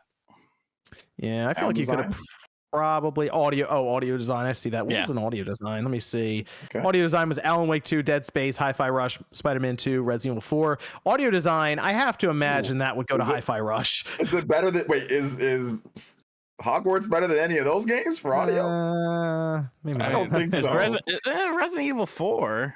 Resident Evil 4's audio is incredible. What are you talking about? Have you not played it in surround? No. Action adventure. Best action adventure. Could be in there. Let's see. Alan Wake 2, Spider-Man 2, RE4, Jedi Survivor, Zelda. You can have a 6 nominee. Why is there only 5? Survivor. Oh, you're right. There's only 5. Hold on. Is that? No, everything has 5. And then Game of the Year everything has 5 6. except for Game of the Year. Yeah. Oh, okay. So I don't know, man. I mean, maybe it can be put in some stuff, but like I said, this year was strong, man. There was a lot of best RPG. There's a skill tree. There's a skill tree. Best RPG. What are the best RPG? Like what's the nominations again? Forgot. Best RPG is Baldur's Gate 3, Final Fantasy 16, Lies of P, Sea of Stars, Starfield. Yeah, I want to. Hold up. Yeah, I replaced it with Starfield. I'm right. I take Starfield. Oh man. Never mind. Yeah, that's the one that I replaced it with. There you go. T-Joe says, I just got the platinum for Star Ocean 2. Wow. Do you plan to do the same, OJ? Also, in my opinion, it should have at least gotten Best Art Direction nomination at the Game Awards. I think it missed the cutoff. Yeah, it was that game came out November 2nd. So yeah, Star Ocean probably wasn't going to get nominated for anything. But do I plan on getting the platinum? Probably not. I don't really chase platinums or anything like that, but I'm enjoying my playthrough of the game. I'm playing it on Switch and PS5. And I really like the game. Is really, really, really good. So I'm just, I don't need it to get nominated for anything. Star Ocean fans, we can all just rest easy. We can. There's actually some momentum. I'm just happy. Did you like the producer had he put out a comment, talking about how he was, he's seen some people talk about the game. Square Enix seems to be okay with the sales. Seems like things are finally moving in the right direction. So I don't give a damn about the awards. I'm just happy that Star Ocean is back to being, good and people being positive about the franchise, So you know what? I've decided there is an Xbox tax. I just realized something. Like 5% or it's gonna be I just realized crap ass joke. Nope. I just realized it. We did have an official snub in the Game Awards for best ongoing game, and it's disgusting. And we should cancel the Game Awards now. Halo. This is ridiculous. Genshin Impact, Fortnite, Final Fantasy 14, Cyberpunk 2077, Apex Legends. Where is Halo Infinite? In the garbage where it belongs. It is so much better now than it was when it came out. Significantly better. But it's still trying to pull itself up the rungs towards any of those other games. Apex Legends? Who is playing Apex Legends? Metric tons of people comparatively. Seems like people are still playing it from what I've seen. Ridiculous. Look, Halo's a lot better now, right? Like it definitely could have, got that ongoing game. It should have been in there. It is. We talk about all these live service games failing, dropping off, and Halo Infinite just keeps rolling, keeps improving, keeps getting better. Do people actually get mad when their favorite game isn't in there? Because I feel like that's such a weird. Yes, and it's a mental disorder that I think we gotta fix that. Twitter, that's crazy. You're not gonna fix that, Joe. You're never gonna fix it, Joe. I think on Twitter, people over embellish quite a bit. I don't think they actually walk around like that. But did you guys see that post on Twitter? Did you guys see that post? The curator guy. Which one? There's so many posts about where he was complaining about Starfield not getting in, and he was using Super Mario Bros. Wonder, saying, "I can't." You guys, he put up a video saying, and then he put up the lamest, corniest gameplay of Starfield. I'm like, dude, you made it look worse. You made Starfield look terrible. But he was really pissed. He was angry. My favorite game is Pikmin 4, and I'm not out here throwing a fit about it. These people need to get laid or something. There's something crazy. Whoa. I don't know. This just This is really a bizarre to family me. show. What I'm the sorry. fuck? I'm just confused. Is it Sean? Like, You're on. Wait a minute, Josie. Calm down. I hope you're not going out there doing crazy stuff after the Spawncast, are you, Josie? I'm just saying, like, that's some pretty crazy behavior out there. Need to fix it. No, it's incel energy. It is. It's very incel. This is. Don't mind me. You have a kid. It's the same energy as people who like their sports team lose and they start flipping cars in streets. I mean, come on now. That's a little different. No, it's Sean's out there. 100% Sean's out there That's throwing Sean. like Sean's out there throwing boots at people in like Times Square if the Knicks Playing lose, it, so. going to dance in a busy street if we lose. Denzel asks Blue Dragon or Lost Odyssey. I'm gonna say Lost Odyssey. I'll say Lost Odyssey. Not even close. You give Kime that respect with Lost Odyssey. Not even. Lost Odyssey's a 10 out of 10. Lost Odyssey, by far. Mr. Juan says, "Hi Spawncast. Hope everyone's doing well. Question for everyone, if possible: what is your favorite console exclusive feature for any game? Example: Soul Calibur 2 on GameCube having Link as a fighter." Well, I was gonna say that. That is a good one. Pretty good. Yeah. I'm gonna say Soul Calibur 2 on the Xbox having Spawn. We'll do that. And that was the worst of the three. Okay, fine. That was a terrible. Was it? Thank you. Thank you. Okay. Console exclusive. I mean, I really loved Batman Arkham City Armored Edition on the Wii U because of the gamepad use. I mean, there's a lot of games that tried some interesting things with the gamepad, and I felt like that was potentially one of the better ones. Well, you're gonna say NBA Street V3 having Mario in it. That's a good one. But that's just a character. The Wii U-pad thing was actually really cool, and a lot of games showed off a lot of the tech for it that didn't even come out on the Wii U. There was a SOCOM that came out where your gadgets, like you would launch a drone in the sky as a scanner, and the scan would come up on your tablet while you were still playing. So like it was just cool little things like that that never actually made it to light. I remember Splinter Cell. You would scan your finger on the gamepad. It was really weird, but like, did it actually scan it? I probably not, but it's just a touch. But yeah. What were you saying, OJ? What was the feature? But did he say feature or just like because I like the console exclusive thing? Like he put like Link in Soul Calibur 2. I mentioned like Mario. Yeah, I really like. Okay, yeah. Like the Bayonetta stuff, like the Bayonetta games, like you can use like outfits. And then like change like the Wicked Weaves to like, you know, Bowser's attacks and stuff like that. Or like you can use like Star Fox outfit and like you'll have like the blasters from Star Fox. I loved all that. That was all cool. See, this is from go ahead. Oh, sorry. I was going to say Starlink because it has Star Fox in it. And it's kind of pointless. That's a good one. Yeah, that's cool too. That's a good one. Perfect Image says, what's up, guys? I think I like your podcast. I'm trying to read. What guys think I like your podcast? Thank you, Perfect Image. They say I have a theory Sony chooses Portal versus Vita 2 because Sony didn't want to make exclusive games for it. Any thoughts? No, I think that's correct. They don't want to split their development base again. No one wants to. Nintendo doesn't want to. Nobody wants to do that. That's a ticket to no sales. Too expensive. Yeah. Mono says, with the Game Awards 2023 around the corner, do you think there will be a nomination for another president like last year? The person running up on stage. Oh, that Jeff's got to get that worked out. Honestly, he's got to figure that out. 100% someone else is going to do it. Someone's going to try.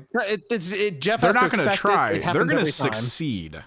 Like, what's going to happen? Jeff's got to work that out, man. You don't think he's going to have like way beefed up security this time?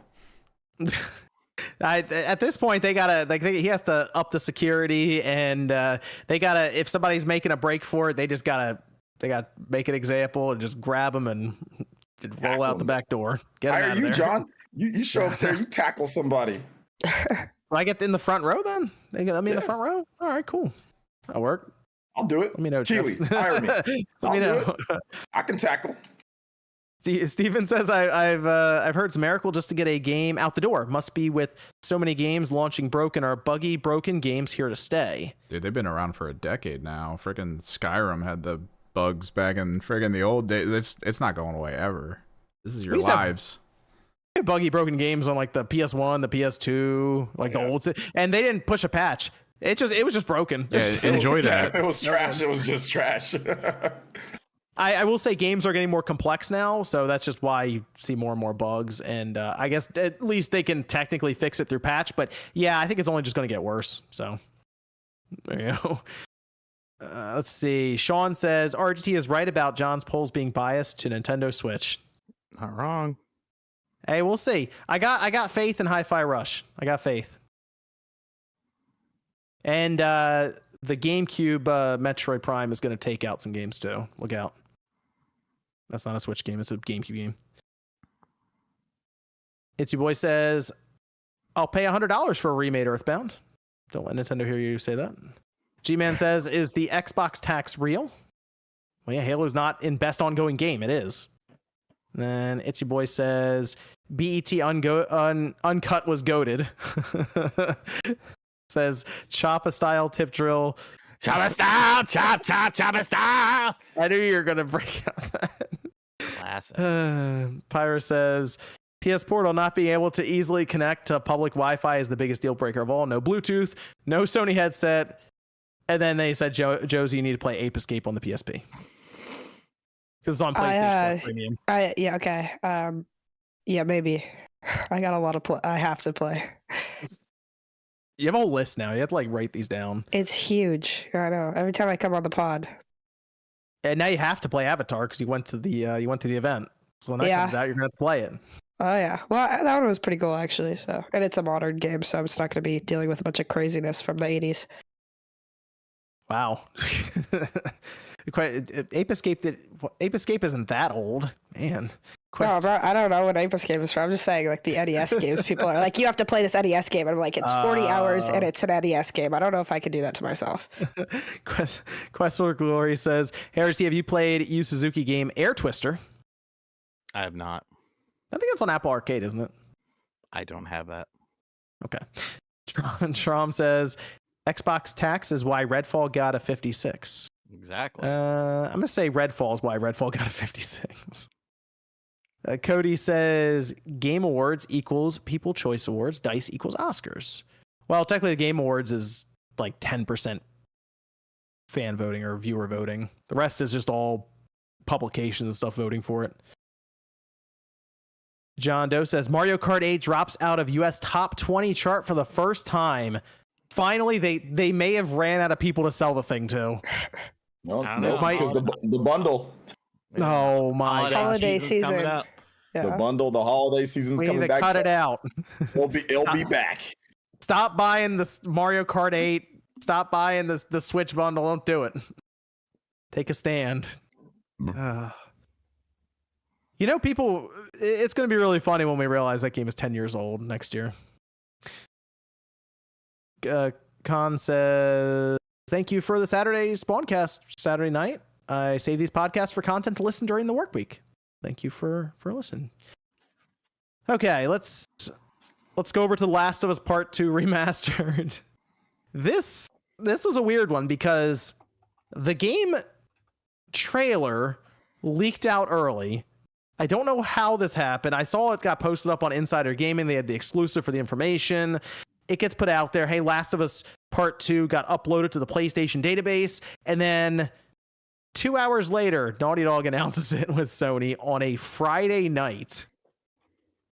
So that probably wasn't supposed to happen. That seemed like a massive reaction. And it kind of makes sense why when they started discussing what was actually in there. Mostly the pricing, though.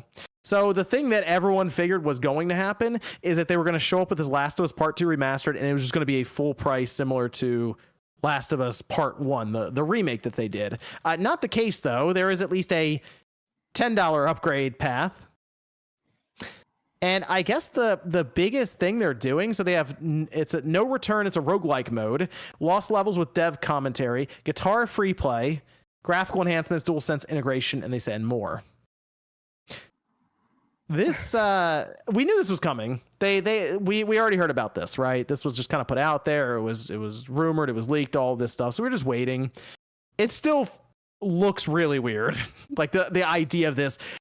You guys all saw the screenshots, the comparison shots. Night and day difference. Big difference, right? It's made one a little bit brighter. Big difference there. I mean, I guess if you already have the game and you're like, you know, you might be like, I really like this game and there's some roguelike mode. I guess the $10 thing, many people are probably just going to do that. This is a weird thing for Naughty Dog to keep doing. I don't know. It's just, I know they did, what was the last original game? Was it Uncharted? Was that the last one? So they did Uncharted, then they had Last of Us Part 2, and then it's just been like remasters and remakes, I guess, for Uncharted and Last of Us. Yeah, I'm not missing one. Yeah, it's weird. I don't know. Naughty Dog's in a strange place right now. I got to see a new game from them hopefully soon, whether it's a Last of Us Part 3 or their new IP that they're working on. Yeah, this is and I look at this card. It looks like they threw it together pretty quick. Like the 10 USD stuff. That almost looks like somebody had to run in real quick, Photoshop this thing together and drop it. So who's picking up Last of Us Part 2 Remastered? You can literally get Part 2 for like free on the PlayStation that like Plus thing. I downloaded it. I'm pretty sure. So here's what they're gonna do to you, Josie. Watch this. I'm gonna get that. You know what they're gonna do? I've seen this happen because it's happened with a couple of games. Usually they don't give you the upgrade when you have that. You have to actually own the game. Yeah. Oh no, it can't be a little bit brighter. It's okay. Yeah, well, basically. They're adding extra content though. It's the roguelike. You're paying for a 2.0 mode. patch. I'm trying to figure this out because it's a roguelike mode. That's fine. The graphical enhancements, the dual, they already kind of did that with a patch. Like it was 1440p and 60 frames on the PS5. So I guess they're just going to 4K 60 frames. And again, the comparison shots, we're not selling people on the thing. It's almost like it was just a joke or a meme. That's actually the comparison shots. So Well, like, listen, I get it, you know, and apparently there's going to be like 3 levels that were never added in. Yeah. Whoa. Plus a rogue mode. Wild. I mean, it might be worth to revisit like a rogue mode plus the extra levels that were never added in for $10. I'll check it out for that. Because I like the combat. I like the combat in the game.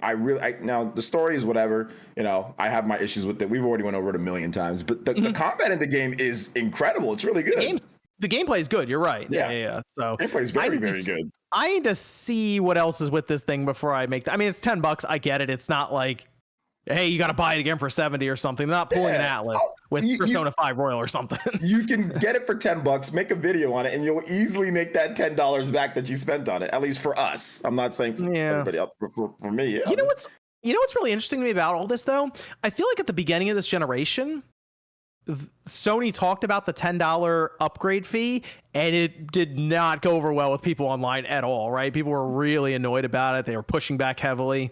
Now I'm seeing this, and people are like, okay, good, it's $10. All right, we're good. It's $10. Almost because they saw what happened with Part 1, and now Sony pushed it so far that they're coming back with this, and people are like, okay, good, whew, $10. It's like, I don't know, this is kind of strange to me. It's interesting to watch this happen throughout a generation to where, like, they've kind of conditioned just gamers in general, all of us, where it's like, okay, now it's just $10. All right, good. Whew, that was close. It was almost the 70.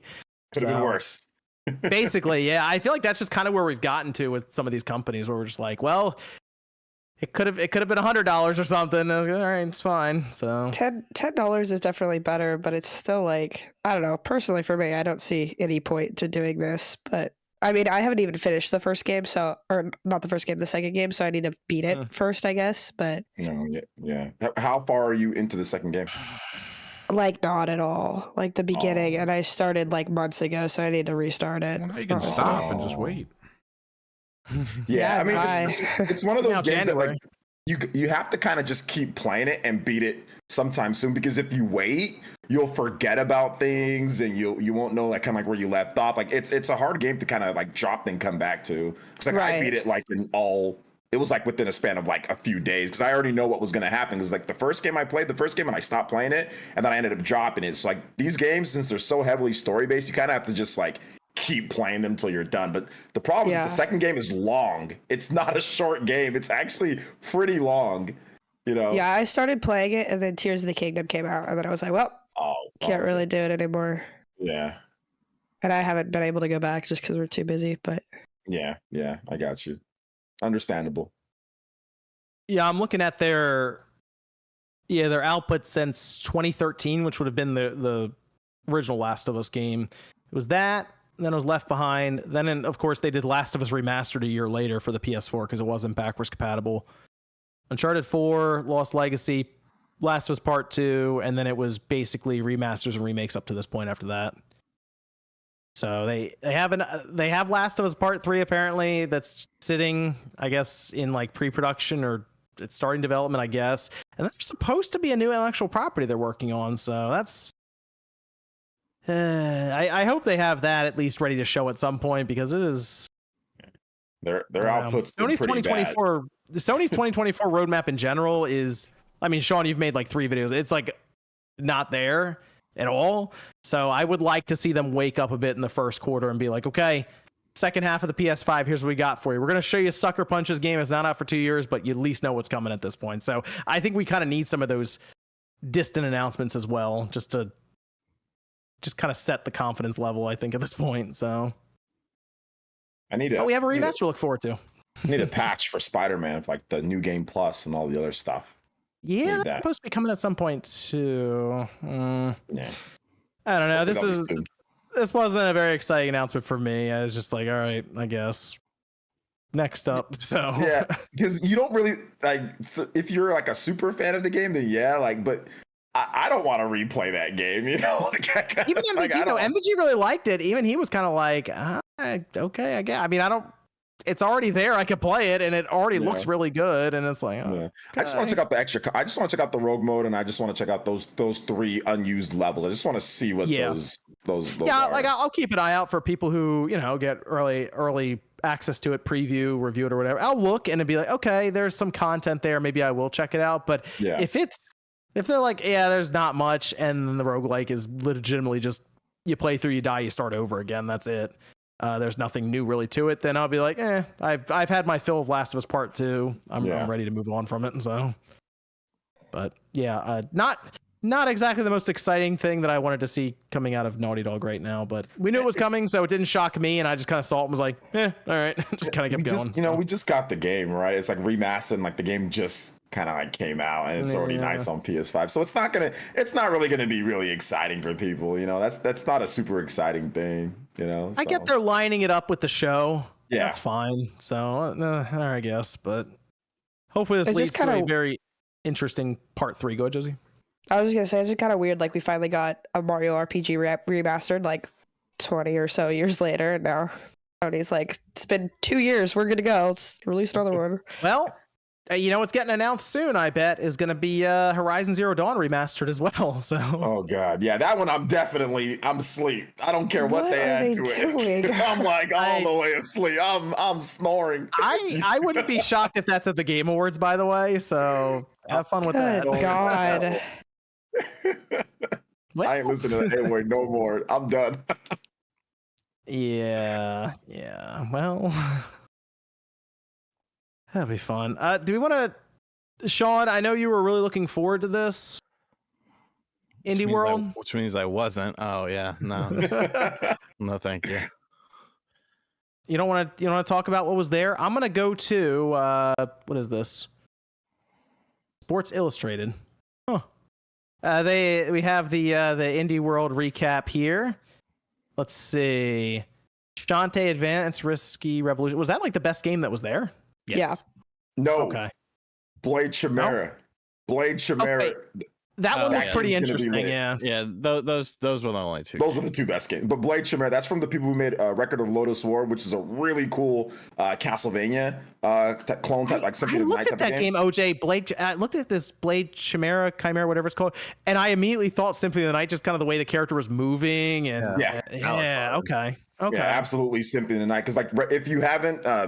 For those in the chat that want to know, about this developer, check out Record of Lodoss War. Like, that game is so good on the Switch. If you like Symphony of the Night, you like Castlevania style games, like that game is super, super good. And the same people are making this game, so. The art style is really cool as well. Yeah, art's awesome. I'm pretty happy to see Shantae coming back. It's been like over 2 decades when it started its development on the Game Boy Advance, and it's finally coming out. So I wonder if they're going to put that on a Game Boy Advance cartridge. That'd be cool. let's see, anything else here that really jumped off the screen to anyone? Other than, I guess, Outer Wilds. People waited a long time for that. Might as well recognize it here. It is coming out December 7th. You know, Planet of Lana is actually, that was on Game Pass. That's not a bad game either. It's not till spring 2024. Otherwise, for some reason, Braid Anniversary Edition, that was part of the sizzle reel at the end. That was kind of weird. You feel like that would have maybe got its own little section, but all right, Braid Anniversary, April 30th. I don't know, Sean, you seemed very excited. Everything seemed to fall into place for you with this one. Yeah, it was a great show. Excellent. I really liked the game where it was like, you can't tell if they were a cat or a rodent. And there's like a masked person in the town, and it's like, oh, whoa, what's going on here? I will say Backpack Hero looked kind of interesting. I haven't checked it out. I think that already, it's already out, but that at least looked interesting, I guess. I don't know. There wasn't anything here that I think is going to be super memorable.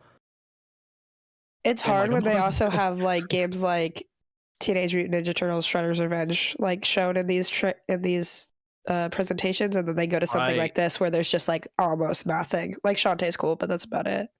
Let's be real. People were going in hoping that Silksong was going to be here, and it wasn't. And whenever that happened, like Silksong just needs to get announced, release date, the whole thing, so people can stop going into these presentations thinking Silksong. Like, we just need to get past that game already. It's gotten to the meme. It's to the meme point. Like, I streamed the show, and everyone, we're just memeing on it.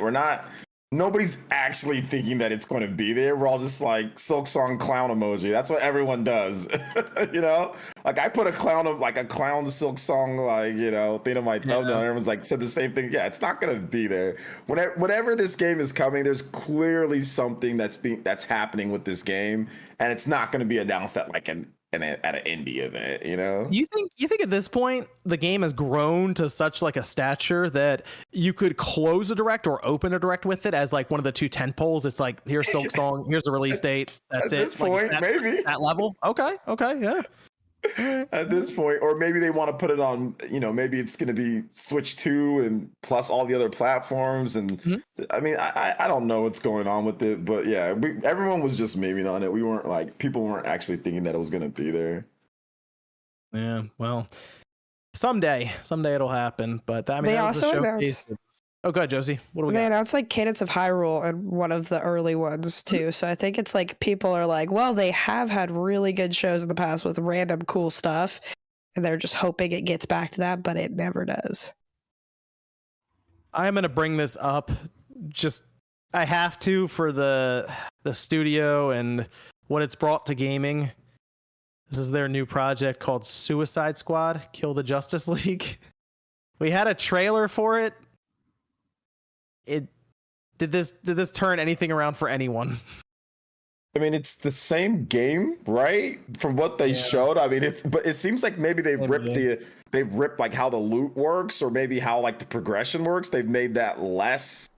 Well, they made it less servicey. They made it less visible. They still said they're putting stuff in. They want to show it. They want to show it. So they're doing things behind the scenes, maybe to make it more like a regular game. And they made sure to emphasize you can play it solo and you can play it with your friends. Like, so it seems like they're trying anything that they're going to do with this game. It's going to be like to try to make it less like live service-ish, like at least the appearance, and like maybe some of the internals in terms of how content comes out and like the back end stuff, you know? Yeah, they're running like a calculus class over there when they first showed it. There was numbers everywhere, so they gotta hide some of that. I feel like maybe that's what they were doing, is just reworking the UI, because they were not changing this game. I saw people who were reacting to the trailer thinking that the game was just gonna show up and just not be a live service game anymore. That's 8 insane. months. They can't. It's too late. It's too late for that. And you know, Jason Schreier also said the same thing. He's like, "Hey guys, like, yeah, it's getting delayed, but do not expect them to, you know, completely like change things up." You know what really gets me about this though? I like the premise of the game. I like the idea of what they're going with. Man, the game itself just does not look that compelling. That's my problem. It's like, I feel like the idea of the Justice League becoming evil, and you have just what are essentially, other than obviously like Shark and stuff, like more or less regular people kind of with Harley Quinn is trying to take down Superman. That could be interesting to see how the story plays out, but it's like everything in between it might be one of those situations where you just hope that they adapt it into a show or a movie or something at some point. But that's unfortunate. And it's Rocksteady's project, which means this is a game that's probably going to tie them up for a total of about, let's say, 10 years, because they still have to, they're going to do support after it comes out too. So Rocksteady, who did probably one of the best superhero trilogies we've ever seen in gaming, is doing Suicide Squad. So, man, that's unfortunate. That is really unfortunate. I still think the game could be good depending on how they mask it and how they do this. Like, because graphically it looks awesome. Like, I'm pretty sure it will control really well. Rocksteady's always been known for, like, great controls and stuff, and like great combat. So I'm sure there'll be some good things about it. But yeah, like, not so encouraging right now. But I mean, we're all gonna try it out, right? We're all gonna try it. I know I am. Yeah, I think this is gonna be a situation where the multiplayer could hold it up if you have people you can play with, whether OJ you're playing on stream with some of the community randomly or something, you can kind of just mess around, and maybe that would help it out. But if this is a game where you got to play through single player and you have to rely on bots to kind of get you there, I feel like you might, just from what we've seen, it might be just kind of a boring trudge. I don't know. Well, I'll try it though. It's Rocksteady. I'm gonna give them a shot. Yeah, we'll see. Yeah. Is it on Game Pass or anything? No. No. Then you're $70. Yeah, you sure as fucking getting me on that. Sorry. It just kind of makes me upset, because I'm thinking, man, look at all this time and effort. Look how cool like the combat can look. Imagine if they just did that and like made like a new Batman game. What if they just made a new like a new Batman game, man? Wouldn't that just be lit? Like, if we just got a new Batman instead? We could have just made a Suicide Squad game that wasn't live service. I'm thinking of, like, although it apparently, according to Square, it didn't meet expectations. Guardians of the Galaxy is a very good game. And I feel like Rocksteady could have done something like that with Suicide Squad, kind of like how we have some pretty good Suicide Squad animated movies like Assault on Arkham and stuff. Like, they could have gone that route, made a whole game sort of like that, and I think it could have been fun. But or even like live service. Nightwing. Maybe he's not as popular, but like a whole Nightwing game. Sure. I mean, that would be kind of cool. Yeah, there's a lot of things they can do, but they just is live service stuff. The odd thing was, so Wonder Woman we had, which is still attached to WB, we had that. Okay, so we had the job listing that came up, right? That said that it looked like they were looking for people to do live service stuff with it. But then WB comes back and they said, no, this is a single player game and it will not have live service elements to it. So they've pushed back on that. I know, but still they pushed back. But did you hear what they said overall, like with what they're going to be doing? Yeah, no, they're going all live service. I think Wonder Woman's just been in development kind of before they made that transition over. Yeah. It's they're going full live service, which Mortal Kombat's technically live service. It's been live service for a while, really. And then Suicide Squad also. The one that they haven't touched yet, obviously we just saw with Hogwarts Legacy, but now development starts up with the next one. That's probably live service too. So yeah, live service everywhere. Such a bad model of business. But I mean, all these companies think they can do it, and they feel like if they do, they're set for. I mean, they're basically just set for one life. Has to hit, I guess. So yep, I guess. It's like a constant, like, crazy stream of revenue, right? Like, we're not there in the numbers, but I remember when I was working like for corporate company, like we had like our monthly people that did like the car passes and stuff like that. And it just like, if you can get them on it and constantly getting different insurance packages and stuff, it's just like never ending stream of money. And that's what live service will supply to like really big businesses. Right. So I mean, I get it. Like the corporate, mind of me, like the business mind of me, I get that. But from like the player perspective, like going all in on live service is just, it's not something that, like, what he said was not something that I want to hear, because I think you're going to alienate a lot of fans by doing that. Like there is something that's too much, and it seems like the live service stuff is getting like way too much now, like with a lot of games. So it's also like every week we hear about another live service not being or going down or something and not being supported anymore. So I don't know. Yeah, that's the big problem is you might really get into one now, and then next year it's not even around anymore. So. And we did. We did find out what Capcom's game seemingly is that they're going to release before the end of the fiscal year.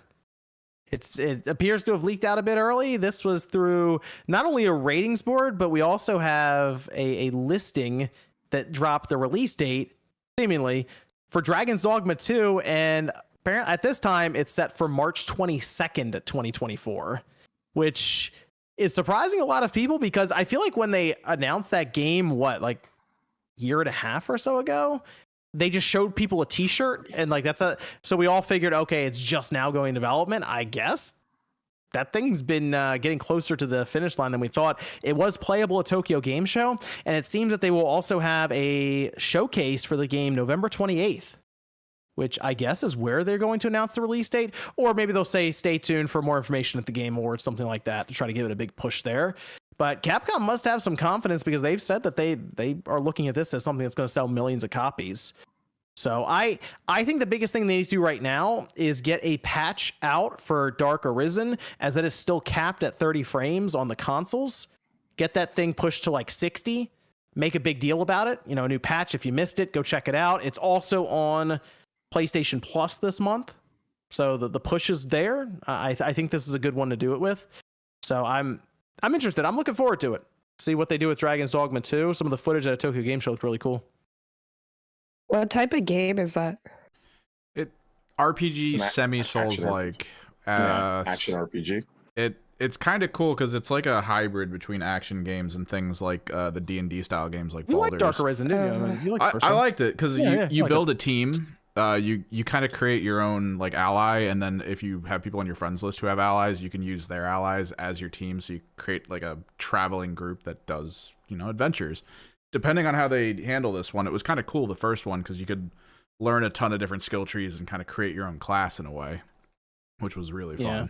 And it's elements of Monster Hunter if you saw the trailer, because like you can knock over monsters. I remember the first one you could climb on the griffin and fight it while it's trying to fly away to knock it back to the ground. It's pretty cool. I think it's on sale right now on basically all platforms too. With I think even the Switch is $10 or less or something. So the Switch version's not bad. I mean, it's not as good as the other versions, but it's actually not a bad option if you want to just try it out. Well, they're all 30. I mean, they're all 30 frames, so it's not like none of them have like a frame rate advantage or anything at this point. Which is that's a game because Evan mentions there is action RPG. It would obviously get an advantage going to 60 frames, but otherwise you have to go on PC for that. However, it's a pretty good game. The first one has kind of a cult following, and that led Capcom to doing the sequel. So it's exciting stuff. But yeah, more action adventure RPG style. Okay. So let me see. Let me go over here to the super chats here. This is from Vito, who says GTA 6 trailer will win Game of the Year. Hey, we're gonna find that GTA 6 trailer is. What if they drop it the day before the Game Awards? That'd be messed up. Why? Or the day of the Game Awards. Why? How is that messed up? Why does Jeff get first dibs on stuff like that? Like, that's weird to me. Take the shine off the Game Awards, Sean. I don't. You would drop it on the day of the Game Awards if you were in charge of Rockstar, wouldn't you? I would. Brian says Jeff would just include it as part of the Game Awards announcements. He'd be like, GTA is part of the show. Hey, you guys see that tweet? GTA. Brian says, do you think the other person will return to the Game Awards? Well, I don't know if the exact, the same person will. It'll probably be someone else, because I assume they're going to recognize the people who have already pulled those stunts. That kid went on to do so many podcasts. It was really weird. He's super popular. He's a funny motherfucker. Name $6 or whatever, or 10 He makes bucks. like a ton of money off his social media. He's actually really popular now. Bizarre. And then they say also Earthbound remake. Let's go. Hey, the Mario RPG team, get right on that. Liam says it's going to be Spider-Man 2 because it's always Sony. I don't know. Spider-Man 2 is good. I don't know if it's I'm not going to say it's Baldur's Gate 3 or Zelda level technically with the kind of the media and the people voting and the judges. I'm just saying Alan Wake 2 could upset because it is kind of that weird artsy movie kind of Oscar kind of game. That's the only reason I'm saying that. Yeah. I agree. It could. I don't think it will, but I think if there's like a voting, it'd be like third, right? I think that it's going to get first place votes from people. Yep. Because I remember Control got in, and that caught me off guard at the time. So I'm like, really, Control? But it's Remedy, and they make those kind of games that I think fit into this kind of awards environment, sort of. Juice Man Vaughn says there is no Xbox tax. There is an Xbox deficit of stellar games, though. It's your boy says Halo Infinite is way better than all them games. For best ongoing game, I agree. Get Apex Legends out of here. Cody says pretty good. What's that? Fortnite's pretty good. The new season's kind of fun. Fortnite. You can't compete with Fortnite. 44.5 million people in one day. What are you going to do with that? Cody says, OJ, Octopath 2 or Star Ocean Second Story R? We'll make you choose which one. Oh my gosh, that's tough, man. They're both really good. I don't know. It's like picking between your children. They're very good. They're both really good. I like the structure of Star Ocean 2 more, but the story and certain elements of Octopath are better. Octopath 2 are better. Mark says, KOTOR remake canceled. Can another company step in and resume development? That's sad. That's sad. And no one's working on it anymore. Jeff Grubb mentioned this. What a shame. What a shame. Man. Dark Dream says Zelda will almost certainly win Game of the Year. Who cares, though? The industry, social media is mega Nintendo biased. TGA is for the reveal trailers. I'm Nintendo biased. Well, Saint says, Josie, any game recommend you like that you thought you... Oh, any game that you can recommend that you like that you thought you wouldn't like? Oh, I played the Castlevania game that came to the Game Boy, and I didn't think I was gonna like it at all, but it was really good. Like the one NSO? Like the NSO one, the NSO. Oh. I think there's just one Castlevania on NSO. It's the new one with the girl. Yeah. I played through the whole game. Wow, how long was it? It's not long. I was like, it took me like 3 hours, but I was bad at the game. But it was a good game. Okay. Dark Dream says, my first system and game, I think, was the N64 Ocarina of Time, but I quickly went on to the Dreamcast. My cousins had next door and shown SA1 1999. Yeah, everyone, I feel like most people knew someone with a Dreamcast, but didn't actually have a Dreamcast. Like, that's kind of how it was. Like, I knew somebody who had a Dreamcast. I didn't have one until they were on sale for like $50, and my parents bought me one for Christmas. I thought I got away with it. I'm like, yes, I got a Dreamcast finally. And I go in and it's like, why does every shelf these are on say closeout? It was lit back then, though. I got a bunch of games when the Dreamcast. Oh yeah. Absolutely. I got like 14 games for like $40 or something like that. Some crazy amount for Christmas gift cards were going a long way that year, man. When you go there like the day after Christmas and no one's touching the Dreamcast stuff and they all have the big red $10 stickers on them. Mm-hmm. Good times. Cristobal says, any chance Last of Us 2 remastered game may allow a new story? Hold on. Can't read that. Thank you, Cristobal. Spoiler? That is a major spoiler for anyone who has not played Last of Us Part 2. Mm. Although we have memed it to death with some of my favorite games like PGA Tour PGA Tour, which one was the one with the, hold on, 3-iron? 4-iron? 2012, I think. And then Everybody's Golf. Yes. Thank you, Chris. But you got to be a little more nuanced with a Crystal. Can't read that out loud. Josie probably hasn't even gotten to that point yet. Nope. So, I can't do it. I'm sure she knows about it though. Let me go around. Sean, are you doing an after show? I don't know. Up to Sean. I kind of want to watch the rest of this pay-per-view. What's the pay-per-view? What's the pay-per-view right now? It's AEW Full Gear. Full Gear? What? That's an interesting name for it. Huh. Okay. Sure. Yeah. Wait, it's still going. You've been watching this thing forever. It started, the pre-show started at 7. It'll probably end at midnight. Wow. Oh, wow. Okay. That's a show. You're getting your money's worth. Yeah. Okay. Well, Sean may or may not pop in with an after show. We'll see. Maybe do a watch along with his wrestling stuff. I don't know. Let me see the Streamlabs. Ricky says OLED on NG Switch. Will it be there right at the beginning, or will it be mid-gen refresh? I think that'd be a mid-gen refresh. I think Nintendo 8-inch LCD. Gotta look to the PlayStation Portal, that kind of thing. Let me go around here. Josie, where can everyone find you? You can find me at Josie Woe on YouTube. I'll have a video about my fun little experience with Ubisoft and my impressions of Frontiers of Pandora. So check that out. And yeah, thanks for having me. And thanks for sending me this show. That was really cool. Shout out to Ubisoft. Josie's going to be making the round. She's going to be exploring, meeting all kinds of people, playing all kinds of games. It's going to be really fun. Really fun. So keep an eye on our channel for that. Definitely. And she'll come here and tell us what happened exactly on the show. So it'll be good. We go over to OJ. Where can everyone find you? Yeah, you can find me right here on YouTube, Player Essence. I had some pretty cool videos, went over like the top best Nintendo Switch games, various different categories. Also some like, if you're into physical game collecting, some games that you should check out. Look over the prices, give you guys sales and deals. So if you're into stuff like that, check out the channel, JRPG stuff. I've got some pretty cool JRPG videos that's coming out next week, and probably my impressions on the PS Portal and the Super Mario RPG, like reviews. And also a game that nobody reviewed, Naruto Cross Boruto. Oh man, it's on my list. It's on my list. Nobody reviewed that game, so I got it, and I'm playing it, and I'll review the game for you guys. So the only guy on the Metacritic for it.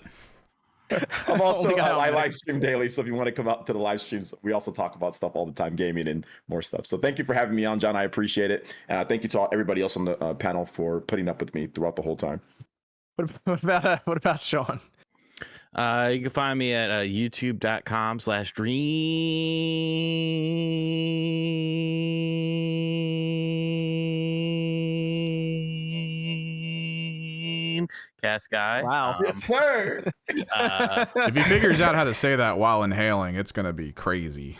A lot of mega videos coming up this week. I don't know. I'll stream for a little bit. We can stream for a little bit. It's fine. Yeah, come through if you want. If not, that's cool. That's fine. Mega video. That's bigger than a normal video, right? Yeah, mega reviews. It's a mega review. Evan, you can find me on YouTube and other places at Kimmerix Project. If you're into tabletop games, I was kind of looking down during the stream, just trying to build projects for upcoming streams to paint. So yeah, very nice. Should be fun. Cool. Thanks everyone for joining us tonight. We'll be back next Saturday night, 9 p.m. Eastern time. We should be Nate should be joining us again. What? Soon. He's alive? So, yeah, he works on Saturdays. So, but it's like seasonal, I believe. So he'll be around soon on Saturday nights. So I'm not sure if it's the start of December or like the last week in November. So we're coming up to that point where he'll just randomly pop in. So let's go. It'll be fun. Yep. So we will see you guys next Saturday night, 9 p.m. Eastern time.